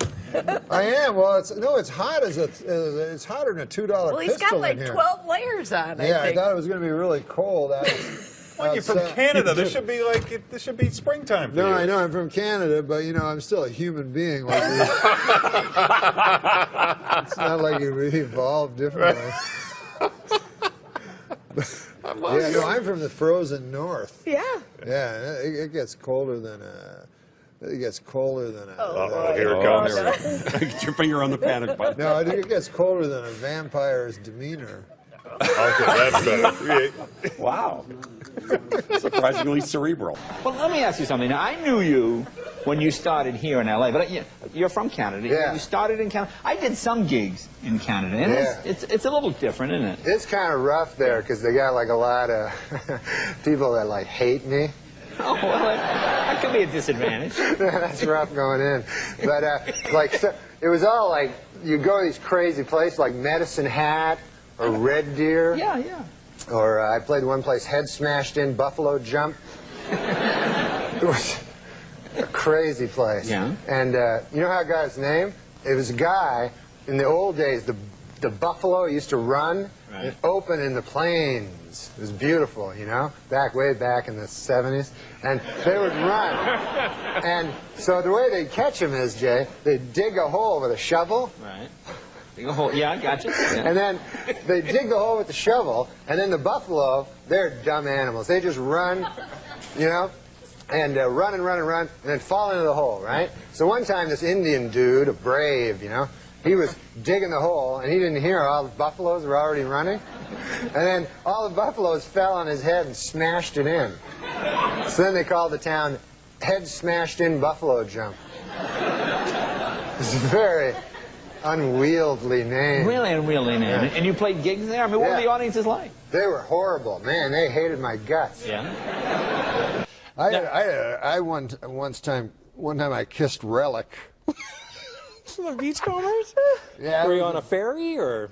No, that Indian guy from the show gave me some bad heroin. That's not true. No. You made that up. I didn't make that part up, but I did have a long kiss with Relic. For a show or just party?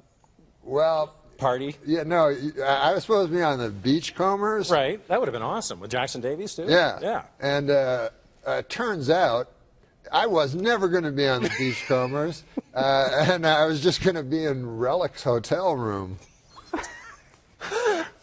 What, were you in Vancouver? Yeah, I was in Vancouver, and I'm like, this is going to be the greatest. I'm going to be, I was supposed to be like the new breed of the Beachcomber and everything. That's what Relic said. So this is a next generation Beachcomber thing? Exactly. Okay. Beachcomber, the next generation. Relic was supposed to be the executive producer, and he'd make occasional appearances. This is what he told me in his hotel room. Come on. This didn't happen. No, it didn't happen. Okay. I got to read this book.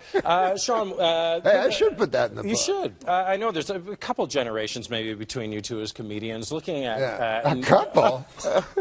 Watching Norm over the years and some of the characters, what's it like being alongside one of the best? Oh, it's great. I mean, I love Dirty Work, and I love Saturday Night Live. And then I worked with Norm. He was my boss, my first boss in Los Angeles. Yeah, Sean's awesome, man. Future of comedy. If you show this clip like 10, 20 years from now, you're going to go, who's that old guy talking about, who the hell is Relic? I love that I'll story. be like Relic, and he'll be like me, like 20 years. When you look at this in the fall. In Canada, it's different. Like here in the States, you vote for the president, maybe you vote for the wrong guy, a war happens. Right. In Canada, it's not like that. You go, like, what's the big thing? Should they make that bridge? Right. That's the biggest. Yeah. So it doesn't really matter. So it's, you know, It's too much we're pressure. very inconsequential, Canada. Yeah.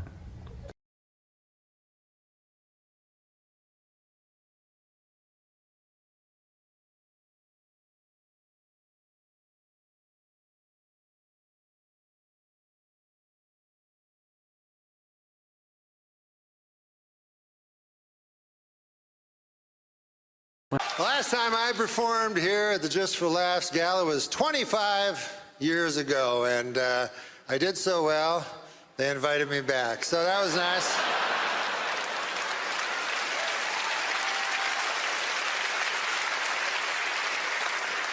I love Montreal, my God, you know, and call me an eternal optimist, you know, but I really believe in my heart that this is the year that the Expos are finally going to win it all.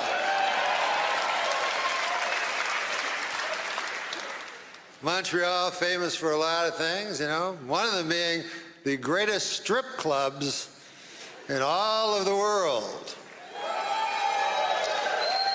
Yeah. Last night, are you aware of Club Super Sex?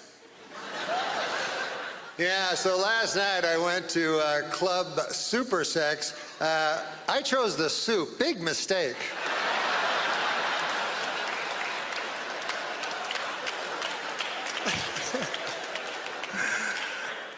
Hey, big election coming up, and in Canada, this is the difference in elections in America and Canada, is elections in America mean something. You vote for the wrong motherfucker, the world blows up. I don't need that on my hands. Whereas Canada, you know, what's the, it's always like, well, what's your view on the bridge? I say keep as it is. I don't think they need to clean that up. That's fine.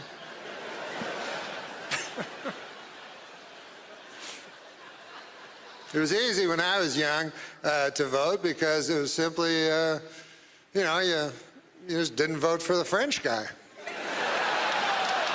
It couldn't have been an easier choice. As a matter of fact, I almost feel like coming back this fall just as an homage to my late father and not vote for Trudeau.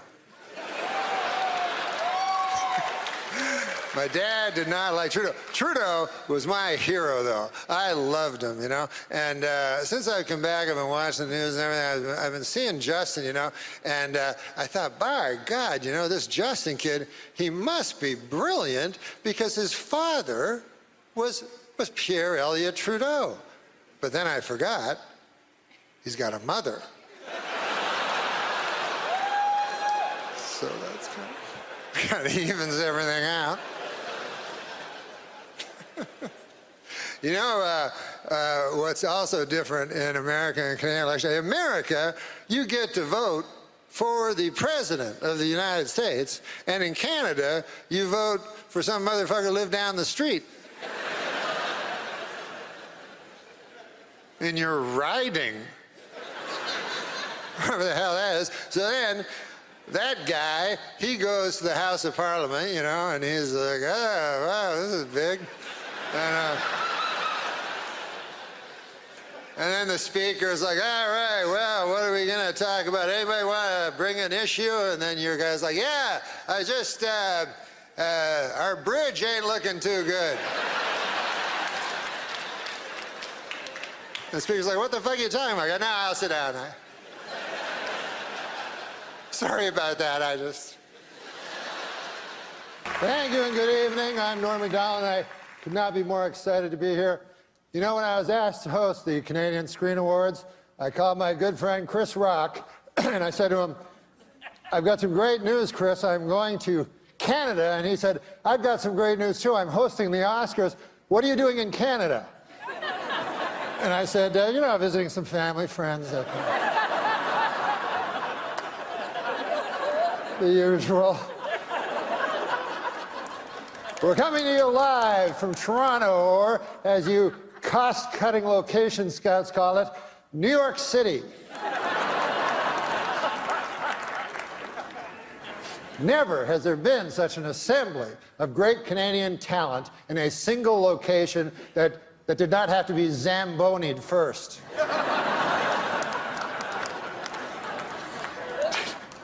Tonight, the CSAs are being seen in over 50 countries. Isn't that exciting? Oh, wait, I'm sorry. No, wait. I misread that. 50 counties. And a couple of regional municipalities. We are here to celebrate nominees for their wonderful work in Canadian cinema and television, which is a lot like celebrating the Northern Lights. You probably haven't seen them, but you've heard they're amazing.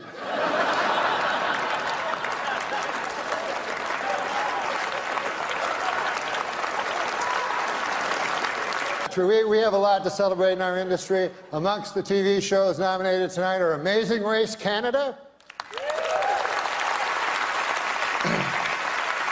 Big Brother Canada, Master Chef Canada. Where do they come up with these ideas? But it's been a wonderful year for Canada. It's been a especially great year for one little guy, one adorable little Canadian youngster who's already accomplished so much. Of course, you know who I'm talking about, Justin Trudeau. Hasn't he had a wonderful year? It's been a busy weekend getting here. We lost an hour. As you know, daylight savings time went into effect last night. I give it 6 months.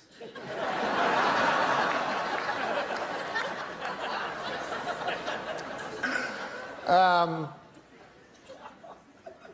we're going to start the show, but I was... It hasn't started yet. You didn't know. I saw a wild look of alarm cross your eyes. But I was backstage yesterday, and we were doing rehearsals, and I asked, what is the statuette called? And they said, it's called the Canadian Screen Award. And I said, well, that seems kind of dull. Like, what? That's the name of the award? And they said, well, we've been bandying around different names, but none of, they said in Canada it takes a long time to get stuff done and stuff. But one of them that they said, one of them they mentioned was the Candy. And I think John Candy, I mean, who doesn't love John Candy?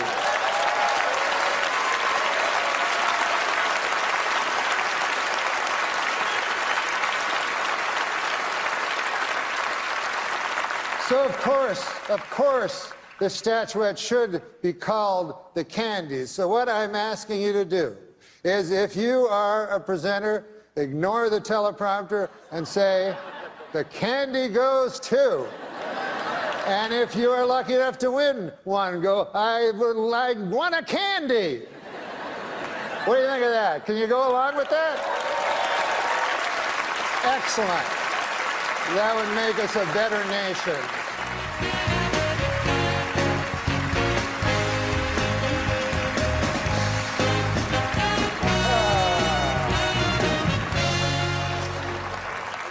I am not here to upbraid.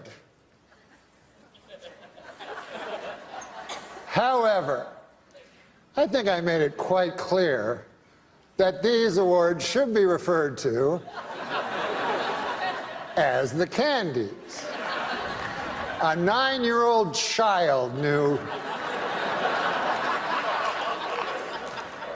Are you so burdened with this preposterous technology?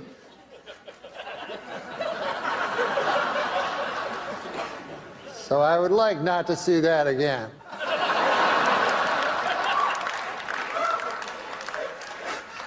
You know, backstage I was thinking how different things are since I moved to the United States. You know, now I'm in the United States. One thing I've noticed about films, I don't like foreign films anymore. You know? They're all like artsy, kind of not my cup of tea. But when I grew up in Ottawa, by God, I loved foreign films. You know, Star Wars, Smokey and the Bandit. Do you remember that one?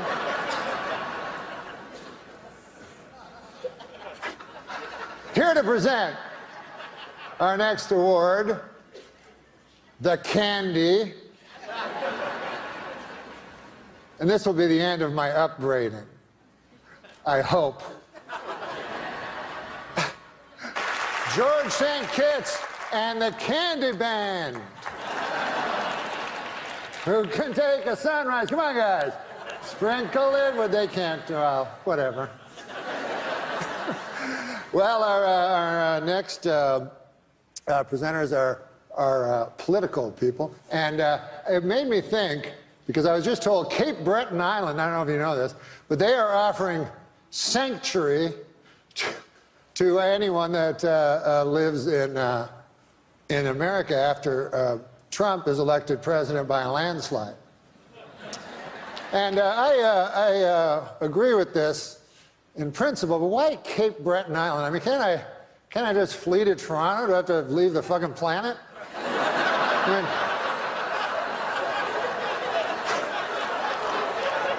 I just go to Baffin Island while I'm at it.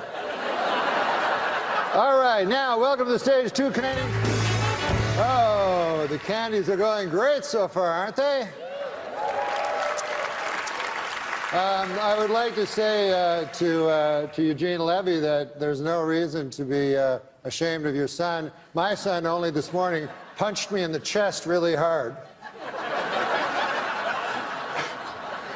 Listen, I have some good news. I just found out that all of you here tonight will be getting a swag bag. Yeah. Just like the Oscars. I haven't seen one yet, but why don't we take a look and see what you're getting? I'm going to call Megan, our golden girl, out. Megan, our golden girl? Hi, Megan. Come on out here. Ah, you brought the swag bag. Yes, can you hold it open? And then I'll take things out of the swag bag. What do we have here? A loose pancake.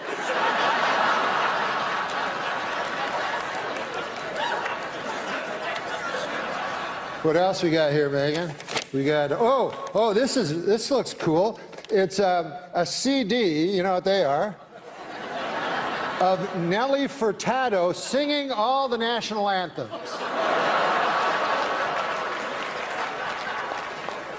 Torn from today's headlines. See what else we have.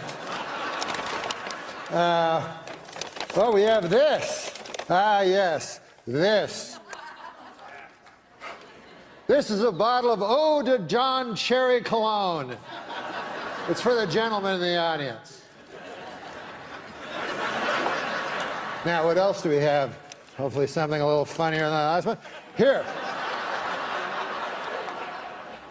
We have a 30-minute massage from producer Robert Lantos.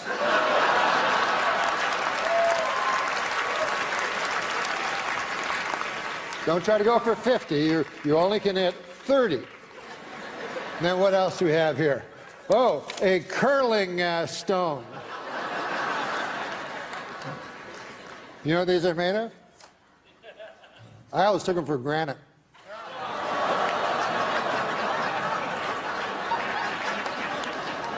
Last time I take a joke from Martin Short. All right. Megan, just do some house cleaning here. Having a hand for Megan, our Golden Globe. Natural mistake. All right. Listen, guys. For some reason, I've been told to stretch. So,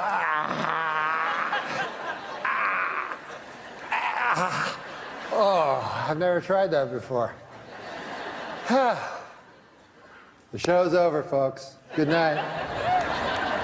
For the first Candies, respect, peace. How is life? I know besides thinking of these news story things and stuff like that, you know, you having a good time? You able to relax over the summer, have a good time? Am I able to have a good time? My cat just had a heart attack. Are you serious? Yeah, he had a heart. You ever hear such a crazy thing? No, I didn't know they got things like that. Yeah, they get heart attacks. So I got it off Steve Corrin, this writer up at Sure, Saturday Night I know Live. him, yeah. Yeah, so he gives me his cat. Turns out it's some kind of a defective cat, you know? So he's a nice cat and everything. I'm getting along with him. I come back to my apartment last week. The cat's like foaming at the mouth. He's shaking like this. He's foam coming out. So I didn't want to get near it. I thought maybe he'd, you know, who knows? He was delirious. Maybe he'd think I'm a mouse. So I said, I didn't want to get near him. So I phoned 911. You know, I panicked. I phoned 911. Right. Which it turns out it's just for people. I didn't know that. Didn't know either. They got mad, man. They said they would have me arrested if I phoned back. Oh, okay. But anyways, you know, I love this cat. It's a good cat. So I took him down. I got him in a cab, and I took him down to the hospital, the animal hospital.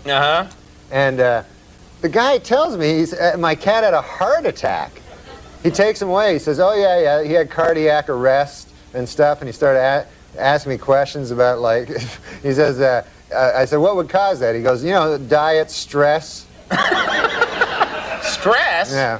Well, he had a big promotion coming up. So, and then he let me visit the cat. He says, you can visit the cat, you know. There's visiting hours. I go, all right.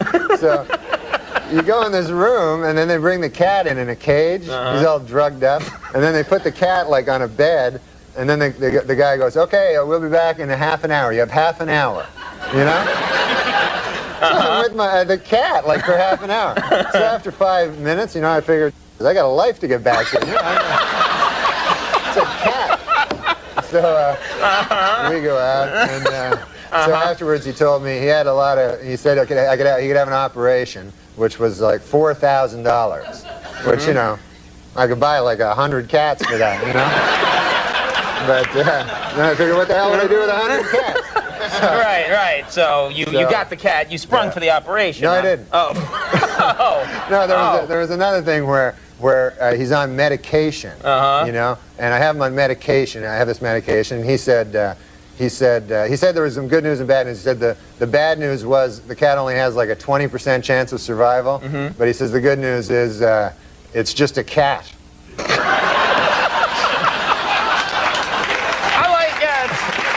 He's a bad doctor. He's a bad doctor, too.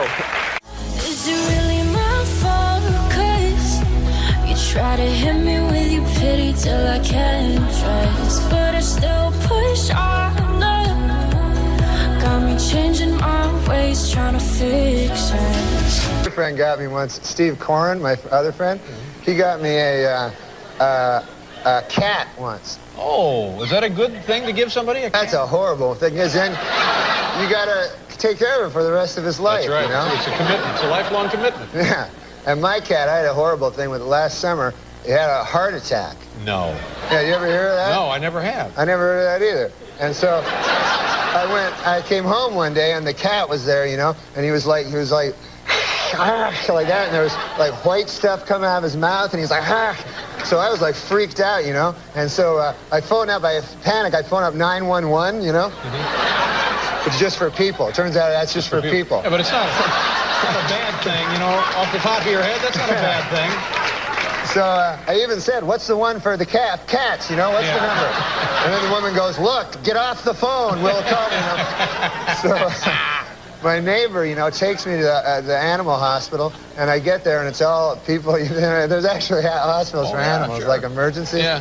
And so I go in, I got the cat there, you know, and they go, you know, yes, what's the problem? And I go, look, and it's going, and then it's an emergency. Everybody freaks out, you know. It's like on ER or something. They're like, whoa, the cat, where they take it out, you know, and everything's like panic and bedlam, you know, and so I just sit down, start reading a magazine there, you know, and a little while later, this guy comes out. He's like a doctor, but not a real doctor. Veterinarian. So he calls me back and he goes, okay, we got to talk, you know. So I go, okay. He goes, like he's breaking bad news to me. He goes, your cat had a heart attack, you know. So I go, what? I never heard of such a thing, you know. I didn't even know they had hearts, you know. I go, I go, that's a bad thing. So anyways, he goes, you can go and see him, and you can go and visit your cat. That's nice. So he said, you only can have 20 minutes, There's like a business. So they take you to this room, and it's like a big room, and there's your cat on a gurney. He's all drugged up, And so then you're alone with your cat in the room. Well, it's a nice thing, don't you think? Well, after about a minute, you go, I got a life to get back to. My cat. Oh, my. Norm MacDonald, ladies and gentlemen. Norm, good to see you here, buddy. Thanks, man. Happy New Year. There's a guy will come on TV, go, hey, listen, let me ask you a question. Do you like yellow? And I go, yeah, of course I like yellow. He goes, yeah, well, so is this guy. And they show a guy, he's waving, pointing at someone that doesn't exist, wearing a yellow shirt, And then I go, Ruth, get out here, goddamn. Here's a guy on the TV that's speaking for me finally, Ruth. Anyways, I hope you guys are all doing well. I'm glad I got my wife, Ruth. She's all right, She watched a lot of TV. She got her guilty pleasures, and her guilty pleasure is watching Housewives of Atlanta. I don't know if you've ever seen that. My guilty pleasure is finding elderly gentlemen and shooting them in the leg. That's just a joke. That is a joke. I felt it was time I tell a joke, and I think it may be in my contract. Anyways, my wife, man, she ain't the brightest girl, Ruth. We have what's called a hall pass. You know what that is? A hall pass? That means you're allowed to have sex with any two people that you would like to have sex with, because they're special. So I chose, and the other partner has to agree to it. So I chose on my hall pass Angelina Jolie and Christy Brinkley. And Ruth, my wife, she's so stupid that you know who she chose? The Mexican guy that mows my lawn and his brother. Of all the people in the world. All the people in the world. But I love women, I consider women to be superior to men, and I'll tell you why. They create life. Think about that. You know what I mean? What do men do? Maybe they eat sour cream and onion chips or something. Women create life, for God's sakes. It's amazing. You know what I'm saying? If I was a woman, that's all I do, just create life. I go to parties and go, hey, Fred, what do you do? I can't remember. And Fred would go, I'll tell you what I do, Loretta. That's my name in the story. He'd go, I tell you what I do, Loretta. I think I work down at the bank for Mr. Abernathy. And what my main job is, Abernathy will give me a stack of papers about this big. And by the end of the day, if I get them down to about this big, well, that's a good, I go, wait a second there. I'm sorry. I got to stop you there. Remember I was telling you how I create life, human life, the highest form of life? I just got to tell you this. That life just kicked me. Can you possibly wrap your head around that? And they'll go, look, Abernathy's never given me that corner office like he promised. And there was plenty of lunches where he brought it up. But then Henderson showed up, and that all changed. Who am I kidding? I should just quit. Anyways, what have we learned from this little fable? That lady I saw you with last night. It's rude. Bit of a hippo. I read about a hippo swallowing a man, and I thought of you. No, you remember Ruth? You remember Ruth? His girlfriend is a wonderful kitchen butt. Remember Ruth? Yeah. Dr. Ruth? Nah, he went out with this big fat hog named Ruth. I listen, it's not sexist in any way. It's not sexist. No, the whole family.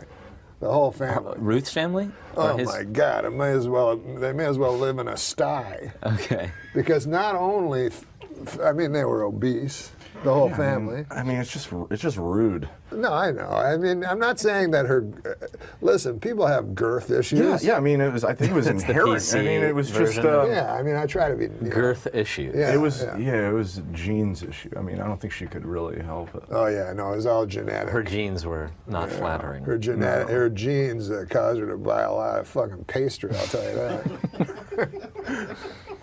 But they were filthy. Like pigs. Like pigs, they would eat, and then the food would fall on them. And the father, I remember, like his gut was way up.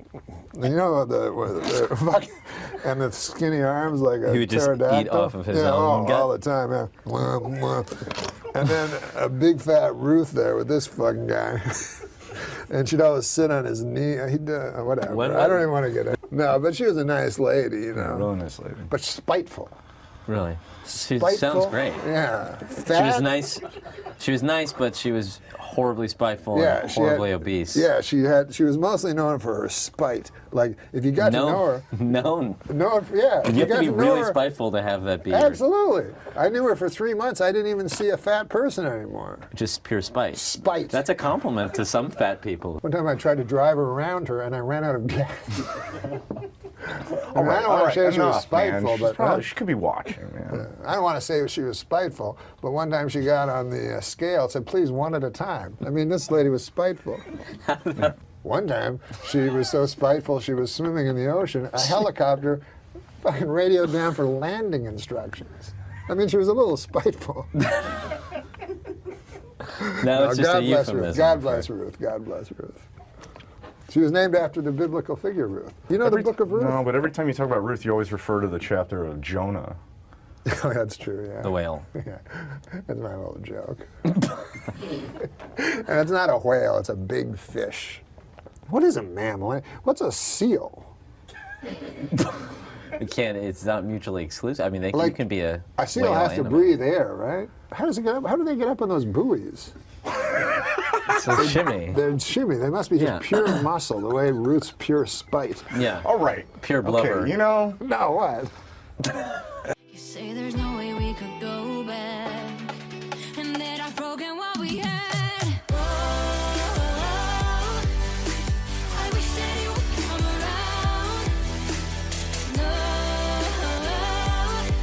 around. No. You know, the whole thing is a complete waste of everyone's time, and it's joyous because he's reveling in it. He's reveling in every second of it. This wife Ruth he keeps speaking of. Nothing's real. Yeah, There's Agnes at the desk. Yeah. Norm MacDonald's one of my favorite people on the planet. He doesn't even know that. You don't even know that. I know. Oh, do you? Yeah, man. One of my favorite people come in here every time. It's been like 2 years. You kind of took a year away from it. I think so, yeah. Holy crow. Yeah. You've been busy eating, evidently. Wait, no. And not now. You've cleared it up. But you had to eat and then lose the weight. Yeah. So you took a year off from some us. weird thing happened where I had a huge hunger, and Sean was around. You haven't introduced Sean. I'm sorry. Sean O'Connor. O'Connor, your helper. He's the future of comedy. Oh, is he the future? This isn't like a Liberace situation where you got a helper? I mean, he did say he would pay for my plastic surgery. We're going to make you look like Norm. That's the thing. Listen, Sean's got a house. Yeah. Can I read a little news story? Yes, a Brazilian serial killer has confessed to murdering 39 people. The alleged serial killer, apparently he was coerced into confessing his crime, and what he did was, this is kind of grisly now that I read it. He would lure young women and men. He would kill regardless of gender. Chop up the victims, and then, this guy was a real jerk.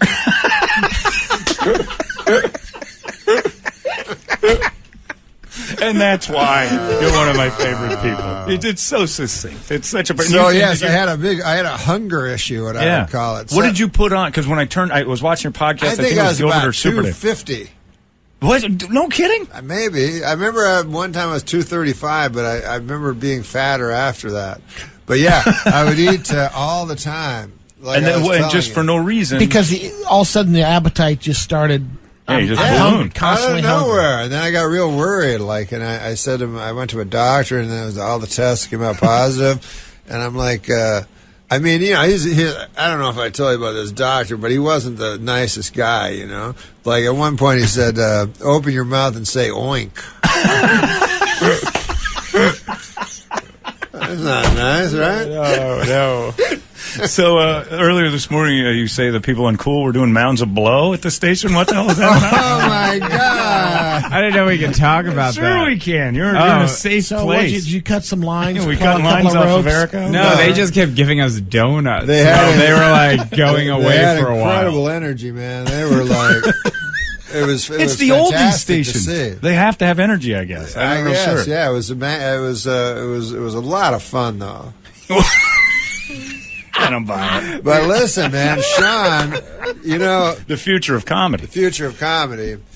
It reminded me last night because I got in early yesterday, and then I waited up on Sean because he drove from Los Angeles. Oh, geez. Because he's afraid of Ebola.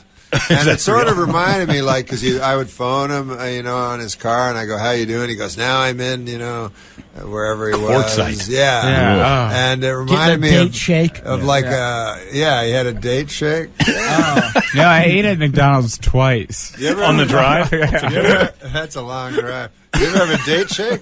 No. Oh, they're awesome. Yeah. But it reminded me of kind of like a Stephen King novel. I'm on the phone. Right. He's like, I haven't touched anyone yet, and he's so afraid of Ebola. But Are you really afraid of the Ebola? Because I think I'm horrified. Oh, yeah, I'm terrified because what just happened is it was one person, then it was two people, then it was three people, and then that second person went on a plane. Yeah. So now 800 people are Well, quarantined. and there's another one on a boat now, on a cruise line. The one on the plane doesn't have it yet.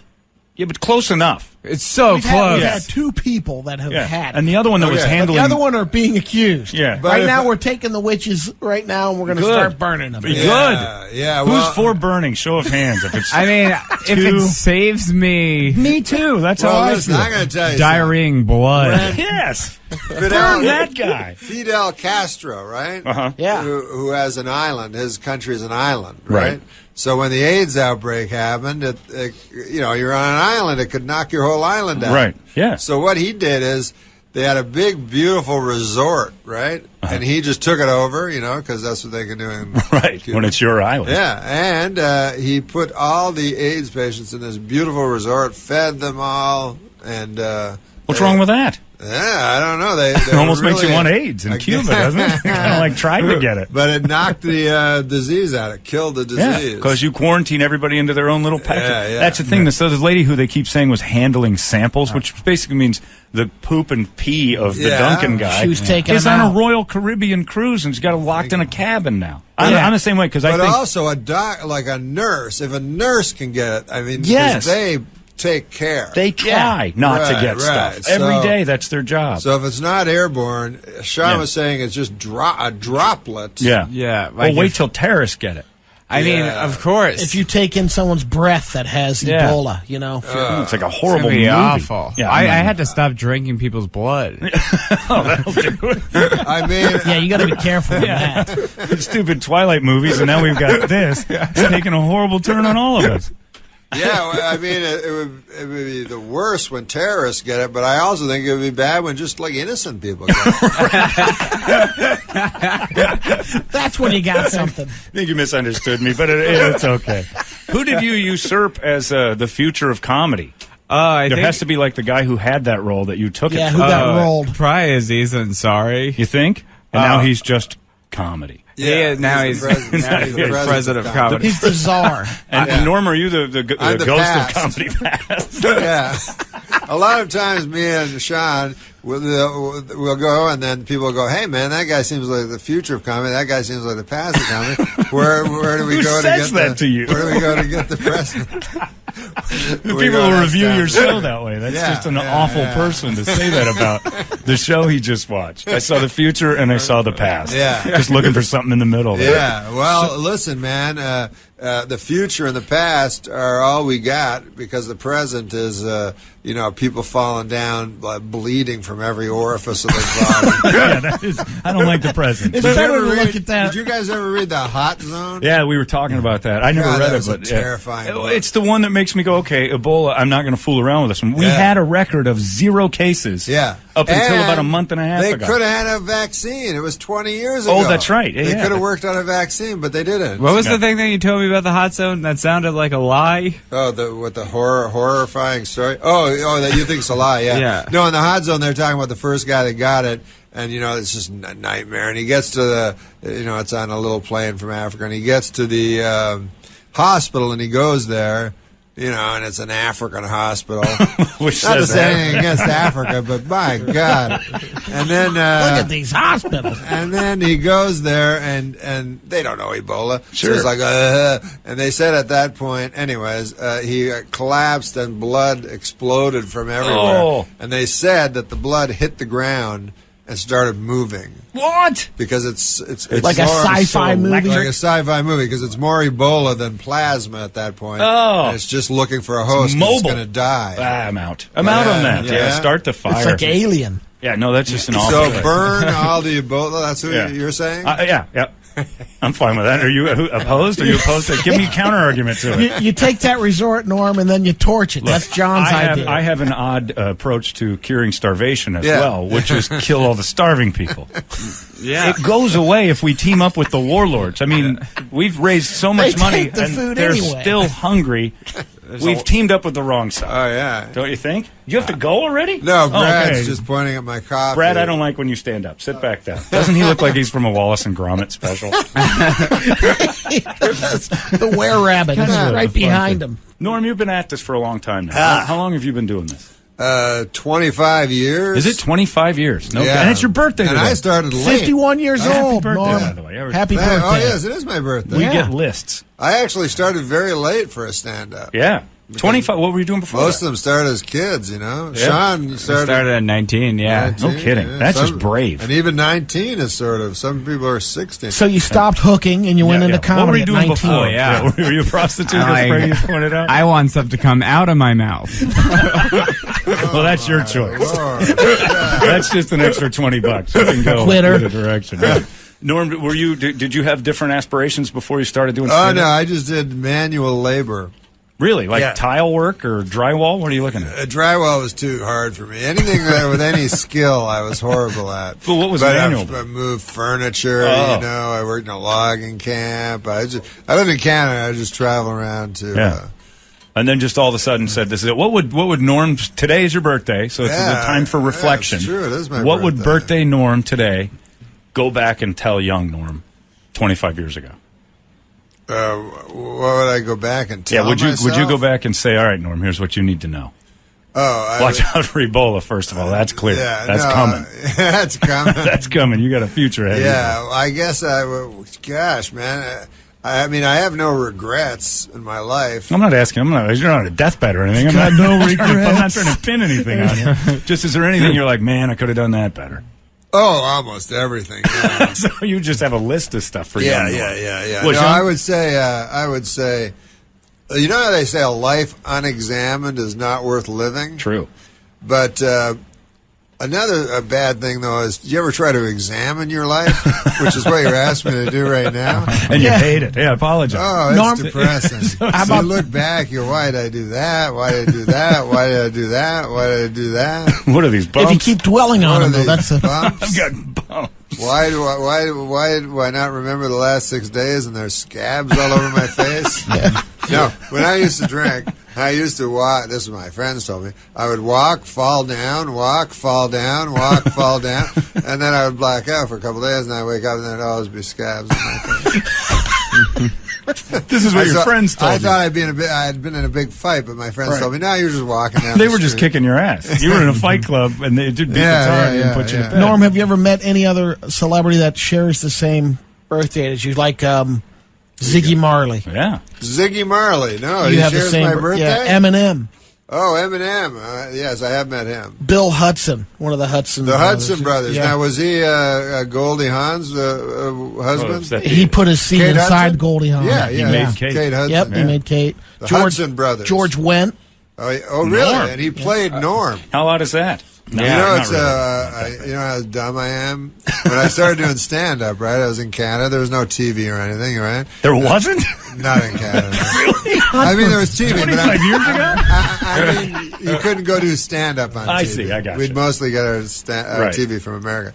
But I was going across the country and everything, doing my stand up, but no one knew who I was. But sometimes when I go on, people go, Norm.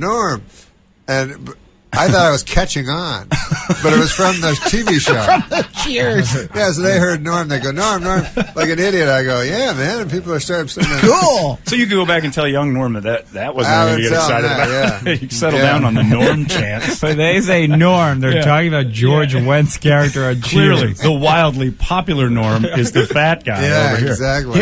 Here's another cool one you share. Your Evil Knievel. Oh, I love Evil Did you ever Knievel. meet Evil Knievel? No, Oh, boy, man. I would like to. My buddy is... He's dead, right? Yeah, It's too late. 2007. My buddies, they wrote Ed Wood and People vs. Larry Flint. They write biopics, and they're writing one on Evil Knievel. And they told me some awesome stories, and the best one was...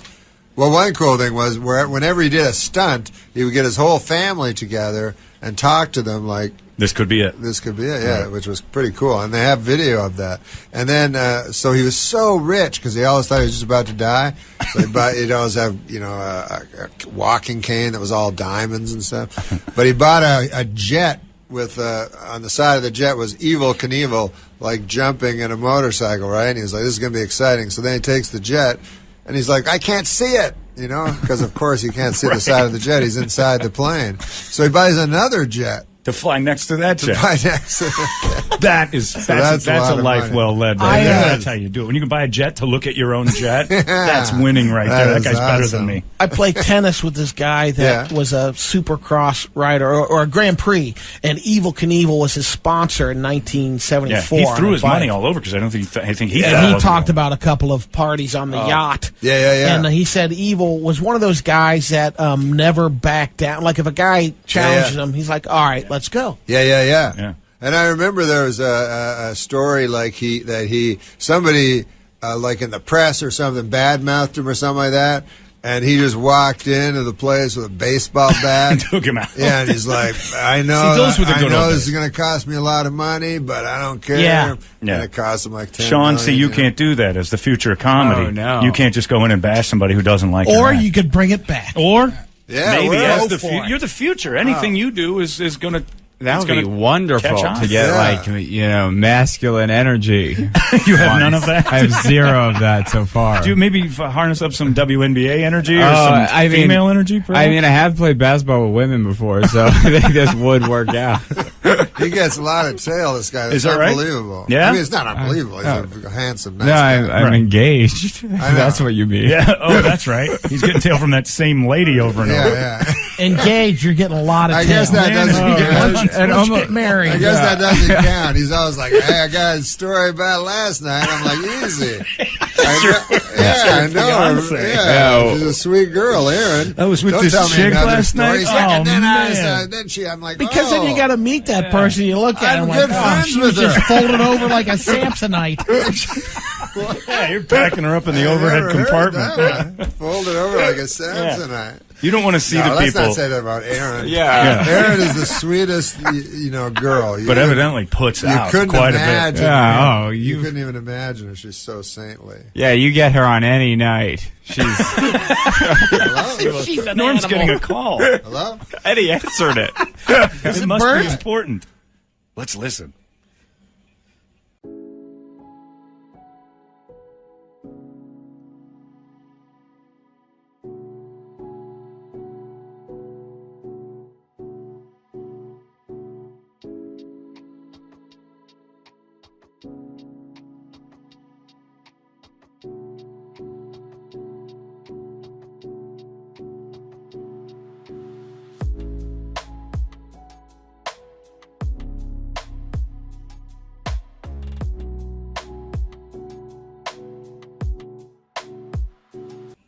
Uh-oh. This is it. Oh, is this Leslie? Leslie Moonves? We've all got a show. He's loving the interview. I'm doing a radio interview. Well, Norm's on the phone. I can tell you, Norm and Sean are over at the Tempe Improv, TempeImprov.com. I'm doing a radio interview. I gotta go. TempeImprov.com, Friday and Saturday. I'm doing a radio interview. I gotta go. Get off the phone, Leslie. Is Leslie a girl? Do you know Leslie, Sean? I don't know Leslie. What was that? Who's that? Oh, that's my brother, Leslie. You know, J.B. Smooth's brother called once while he was on the air. Yeah. And he picked it up, and he needed $300. It was 300 pounds of chicken for a picnic. And I'm like, you can't.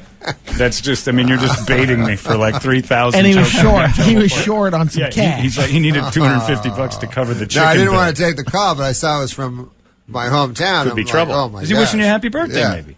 Oh, that's what it was. I'm yelling at him. Well, he's trying to be nice. You're right. That is what it was. Yeah, he's that prick. See if I ever You know seen what I him. mean? When you get a phone call. Sure. You know what I find? I don't know if you guys are like this. Like, do you have landlines? Not anymore. Well, I do. I dumped it. You have had them. Oh, yeah. But, like, in the middle of the night when the phone rings, that to me is, like, terrifying. Oh, it's horrible. Because you're like, what is, you're going Who's to the phone. dead? And at the I don't know, are your folks still alive? Yeah. No. Mine are too, so anytime you get a call, it's like... Of course. Well, now that I know that, I'm going to call Brady in the middle of the night more.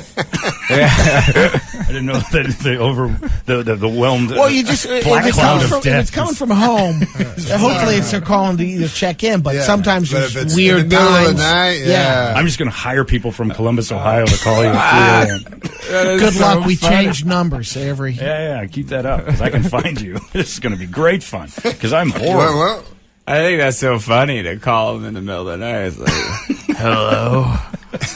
Your parents are fine. I just checked on them. I had a prank I did when I was a kid. Like, we all had pranks, like telephone pranks we would do. And then, but mine, I wish, kind of looking back, I wish I hadn't done it. But I would phone people like at random, just strange, just numbers. And I was a little young kid. And I would go like,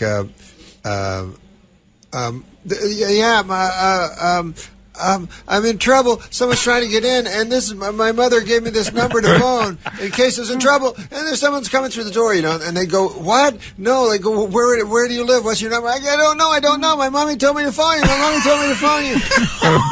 Oh, man. Now they'll track it down. Oh yeah, probably. I'm going to do that anyway. Sometimes and you're thinking that's hilarious at the time, yeah. I still think but there was it's no funny. closure to the prank. Right. Yeah. It's not like You left them hanging. Yeah, it's just for the rest Mine of their wasn't lives. as elaborate, but I used to call and go, and they'd be like, hello? Like, is this suicide hotline? No. I didn't do anything right. And just hang up. And then, have them hanging for the rest of the day. It's like, that was odd. Yeah. That's so fun. I can't do anything right. We That's both great. hurt people's feelings. Yeah, those people think they have blood on their hands now. Yeah, they've lived their The fun prank that I like doing was in the winter. We had a sledding hill, and I used to string piano wire across the he used trees. to kill people. It's And different. shove the kids down in the snow and just watch them slice up like Snicker bars. You know what another prank? God. You know what a prank we My went uncle, he went on a snowmobile. Yeah. That is not the official term for what you do when you're trying to explain snowmobiles. Yeah, snowmobile. When you move your hand really snowmobile? fast. That's how you Over your operate genitals. it. You operate the snowmobile like You know you're when you make a whacking fist off. over your genitals and you just move it up and down? Snowmobile, of course. Did I do that? Yeah. He did snowmobile. Anyways, they had the farmers put up the The fencing? fencing, but like invisible. You couldn't see it, and my uncle got hurt. But what were you? I was going to say we had a thing we were going to do. It's just pranks just to make people think. Yeah. You know when you go by a place where some horrible accident has happened, they've put up if Yeah. somebody got run over by a bike, they paint a bike white and put it on that corner. Brady and I especially, we wanted to paint like sleds in Phoenix. Like random, a canoe. Just like white This happened at sleds. this intersection. Put candles all around it and like a date. That's fun. And just see if people just to make people like as they're driving, just entertainment as you drive. Yeah, a box of Sudafed. This is where he drives. Time release capsules all over, painted white. That's a Just great a bunch idea. of empty boxes. Yeah, that'd be a fantastic. And nobody could touch it. They'd feel bad. It's like a tribute, so you can't clean it up. It's not litter, so it has to Paint them happen. white. That's Those everything. are kind painted. of sad. Those They're highway awful. side Yeah, like What's I the think time the guy limit? would rather just not have a shrine. Yeah, if it's gonna like be why on not the a side shrine of him? highway. Build a statue of him, not Yes. the bike he was on. Yeah, like right. the bike Are you just going to says- put one of, like a relative or on the back of the windshield of your car for a while and drive People around? turn their cars into tombstones. And then how now. long do you do that? What? I've never heard You haven't of this. seen that? Well, in here, all over, they'll have a picture of the lady In of memory Guadalupe of- and the name of a person, and it's always some horrific date, like 1987 to 2013. You're like, oh, he was young. yeah. But now their car's resale value is garbage. Oh, of course. That's all I care about. It's like, what's this guy doing? He just lost a couple grand putting that up there. It's not, you're still alive. There's no reason to lose money. Then a lot of tattoos are pretty popular, yes. too, of the deceased person. To put it up there. One will have a date when they're born and then a question mark. Yeah, I guess they're vanished? They're waiting to fill it in, I guess. When they're What? That's so embarrassing. Well, it's If- like 1986 to 1987. Yeah. And you're trying to have doggy style sex Right. with them. And you got to You're look like, at her. You got to look at her kid Sid on the back. Oh. Oh, it's just little Sid. Yeah. Didn't have time to name him. Rest on in the peace small- in he's heaven, on the my small little. of the back. My little. You mean angel. Sid, the kid's name? The kid's. I call him Sid. He was automatic. named after, Right after Yeah. the sudden right. infant death. Which I want to die from adult onset sudden infant death syndrome called not so sudden infant death syndrome. It's just stupid. You It see took what a you've while, done? yeah. This It is what was, you do to us. it You know that was, you've been responsible. I don't know if you heard us talking about it. There's been probably 5 or 6 visits here, but the very first time we ever had you on was like 15 years ago. I was at another station here in town, and they found a headless body on the freeway the day you got here. Last time you were here... Wasn't your uncle on the snowmobile? Yeah. Like 10 years ago. I feel I remember that. A dude crossed the road on the freeway and got plastered. That was the day you were here. And then today, some guy going the wrong way on the I-10 blows up the I-10. It's not even usable all the way back to L.A. Oh, Wait a second. God. This. I probably should have told you guys that I'm the devil. Oh, man. You could have led with that. Yeah, I've come back, and I brought Ebola with me. You've got your podcast. It's still going, but I clicked on it the other day. It says Norm will be back in May. Oh, yeah. What's going on? Well, I do it for a while, and I Vacation. go, I don't want to do it anymore. I don't want to do this anymore. And then they're like, he's on hiatus. Yeah. Is that what that is? Or is it just that you what may they or may say. not come back? Yeah, I don't know if I will or Okay. not. I just do it for a while, and then It's fun to I'm watch. tired of it. 'Cause It's it fun is. to Yeah, do, man. yeah. It's so great. I think it's just the people who do it with Norm Are awful? are awful. Well, no, Sean isn't. Sean does it with me. He's Well, there's awesome. one guy. There's always one guy. It's the rest of the people. The future's good. It's those awful others. I did a podcast with Frank Caliendo for about 6, 7. Oh, so that was wow. about 6 months, and then we tired of it as well. Even Frank tired of yeah. it? Well, He Frank seems tired of nothing. No, the second you say Well, the he F starts word, getting he busy gets on nervous everything. because he's on that Oh, Disney yeah, stuff. yeah. Oh, so yeah. you get nervous when you start doing horrible jokes, and we have Oh, of course, Frank would. Yeah, yeah, he Jay would. Farrell, Ralphie May, me, and Frank are in a room. That was the. That was podcast? one of them we did. Oh, it was I great. see. Oh, I But see. Yeah, Frank would get nervous. Yeah, he got real nervous. Do you enjoy doing the interview stuff with people on the podcast? Yeah, well, we got good guests, so that I was interested in, but it's harder. Like you guys obviously have to just interview everybody. Not necessarily. Here. What? No, we don't. You don't? No, you're a special choice. We could have But said no. I'm amazed that people. I don't know how I would do with people that. You don't care about? Yeah, like I'm always astonished by, especially a guy like David Letterman, who I think would be even less interested than we would be. You know, or the way he can pretend to be interested. Right, Like, and actually that's have. Yeah, but don't you think he has a little more juice or say on saying, "Hey, No. this guest No, is here"? no. But there's every CBS. once in a while they have to take it. He has to take Oh it. no! Yeah. On an average guest, you got to If they're in town, they're promoting. 3 guests a night. Yeah. There's not that many interesting people, and actors are not interesting at all. I mean, And now, did you start getting pressure from anybody? Because it's your podcast, but you start getting money from the outside coming in. I think it was Jerky Links, which might have explained the ballooning. Was that right? You had the Jerky Links thing. You had to try to convince me you're a Jerky Links get guy. what? Just get what they want, like guests from them. Sean and I, we like just older guys. A lot of people wanted young people. But they're not interesting. Older guys are the most interesting. And I always think in show business, you get the old guys, They don't care what they say anymore. Right. They're out of the business. They'll tell some stories. And they tell stories about guys you care about. Yeah, they'll name names. They don't care at all. They're seconds away from dying. Yeah. So who's the best one you had on there? Because I've seen some that were we just had fantastic. we had this guy Jack Carter, and he did the most craziest thing. You remember? Well, I also still, after meeting him, have no idea who Jack Carter is. Jack Carter was a comedian like the Catskills guys, right? Way back in the day. 90. Yeah. So he was talking, and he said he was talking about the war, and he was Which like, one? The Second World War. I go, you were in the Second World War? He goes, yeah, it was a lot of fun. I go, the war was a lot of fun?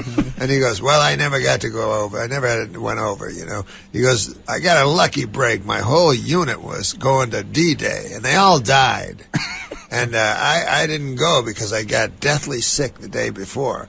And then I go, oh, man, it sounds like you were faking it as a joke. Right. And then he goes, I was. And then he's like, I never told nobody that. So he finally confessed. Yes, that he is a deserter and a traitor to our country.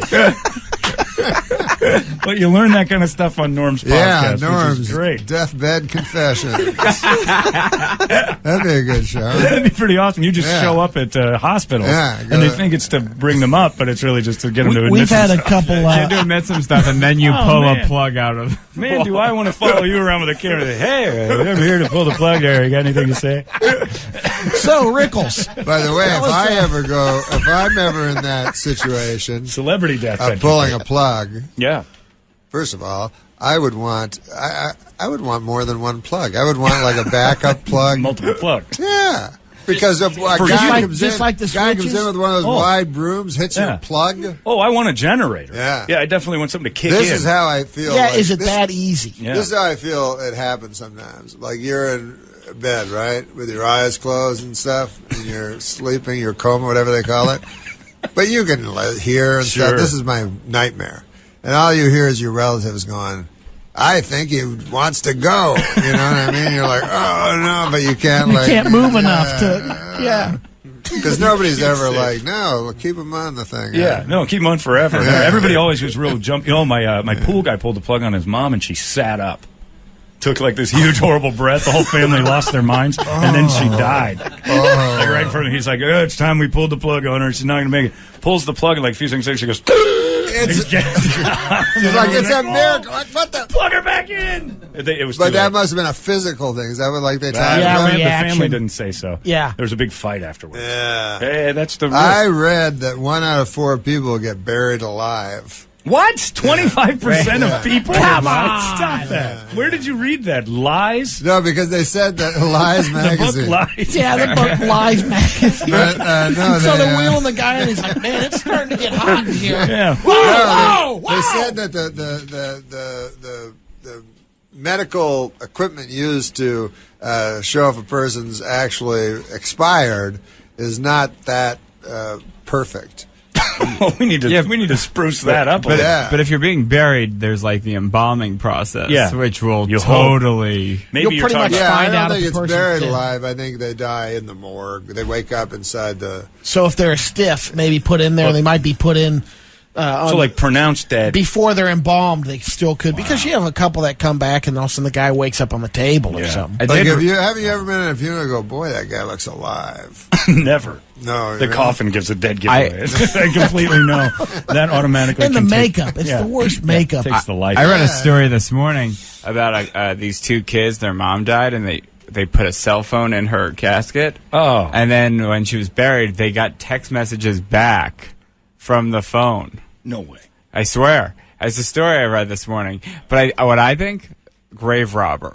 Yeah, definitely. It's a living person. And then they're like, yeah, thanks for letting us have sex with your mom's corpse.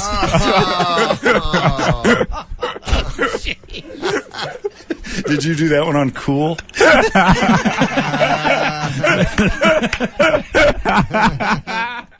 Norm MacDonald is at the Tempe Improv this weekend with the great Sean O'Connor. The future of comedy. It should be on the marquee. Norm's name should be very small as the comedy. You're just introducing him, right? That's pretty what's happening. well. Okay, yeah. And Norm's going to confess something That's tonight. right. It'll be an on-stage deathbed confession. Norm MacDonald on his birthday tonight. You can go see him at the Tempe Improv. Birthday kisses for all the ladies. Why? It's not. You don't have to call him back. He has to call you again. He bothered laugh. you. Who calls anyone this early? I Anyway. feel so terrible. Where's he living? I'm screaming at him. What time is it where he lives? That's another thing. Yeah. Wait. You have to assume. It's later. But you have to assume he knows you're on the West Coast, right? Yeah. So who calls anybody at 8 in the call morning? him. We could call Leslie if you want to. No, we can call him live on air. Yeah. You want to call your brother? No. Straighten us out. What's your brother do? My brother, I think he works at a donut shop. You're not sure? This call wasn't that important to either of you. Either donut shop guy or whatever. It was nice of him to call him. So I feel so bad. It was nice. But he was the first one in. You know what? Don't feel too bad. He's just kind of clearing his day. He was getting it over with before 9 a.m. It was just a quick, let's get this done so I don't have to think about it. I had my brother scream at me. Yeah. Well, he kept saying, are you at the point? I said I'm on the radio. He's like, yeah, so anyways. Well, are you at the point when, like on your siblings, do you send them something for your birthday, or is it just a call? A happy birthday? Do people still do that? They give gifts? I mean, I'm getting my son. Only the topper in the family does it. My son is 21, and I'm thinking, when do I stop giving him stuff? That's a monumental one. I think after this, though. What is the age? No, he's 22. No, then he's done. You don't have to worry about it. Just give him a call at 8 a.m. Yeah, because I was thinking I could save the present until... Do you find this? That as we march forward in time... As the world turns. Time marches on, that there's less and less things you can get people, like because everything's on their phone that they need. Yeah, they have it. Oh yeah, you can't buy anything for anybody anymore. They get it. They get it when they need it because it's right. Cash is king. Yeah, it's a crusher. Norm, leave us now with... you don't have kids. No, God, no. Yeah, that sounds awful to me. I do. I have a 6-year-old. Yeah, he's got it. Do you have a girl? Girl. Yeah, I knew it. How's that? You just look because he said I have a feminine. 6-year-old. Because otherwise you'd say I have a 6-year-old boy. Yeah. Really? Because you'd be proud. Yeah.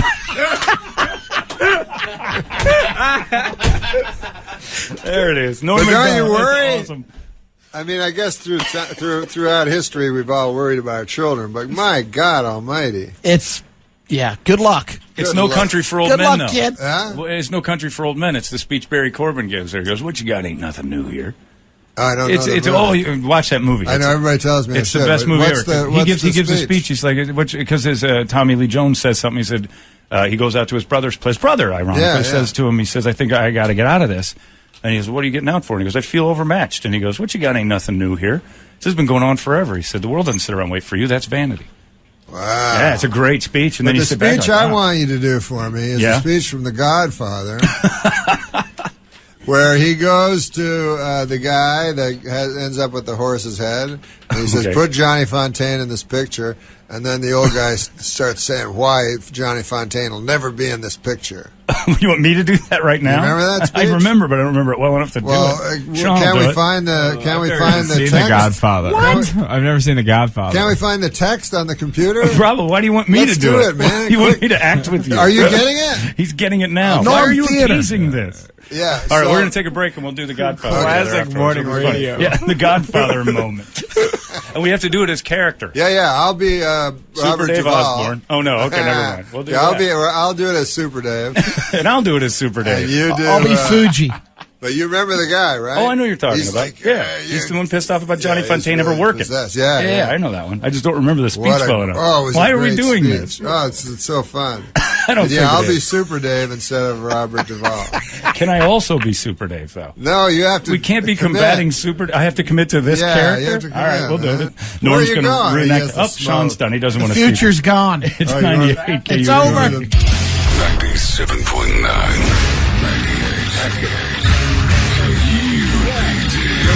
Tempe, Phoenix. Now it's just getting deep in here. We're talking philosophies and ice ages. What's happening? It was cold back then. Norm MacDonald is joining us today with his manservant Sean O'Connor, the future of comedy. Yeah, baby. Who will soon have plastic surgery to be Norm, look like Norm. I knew I should have wore a shirt.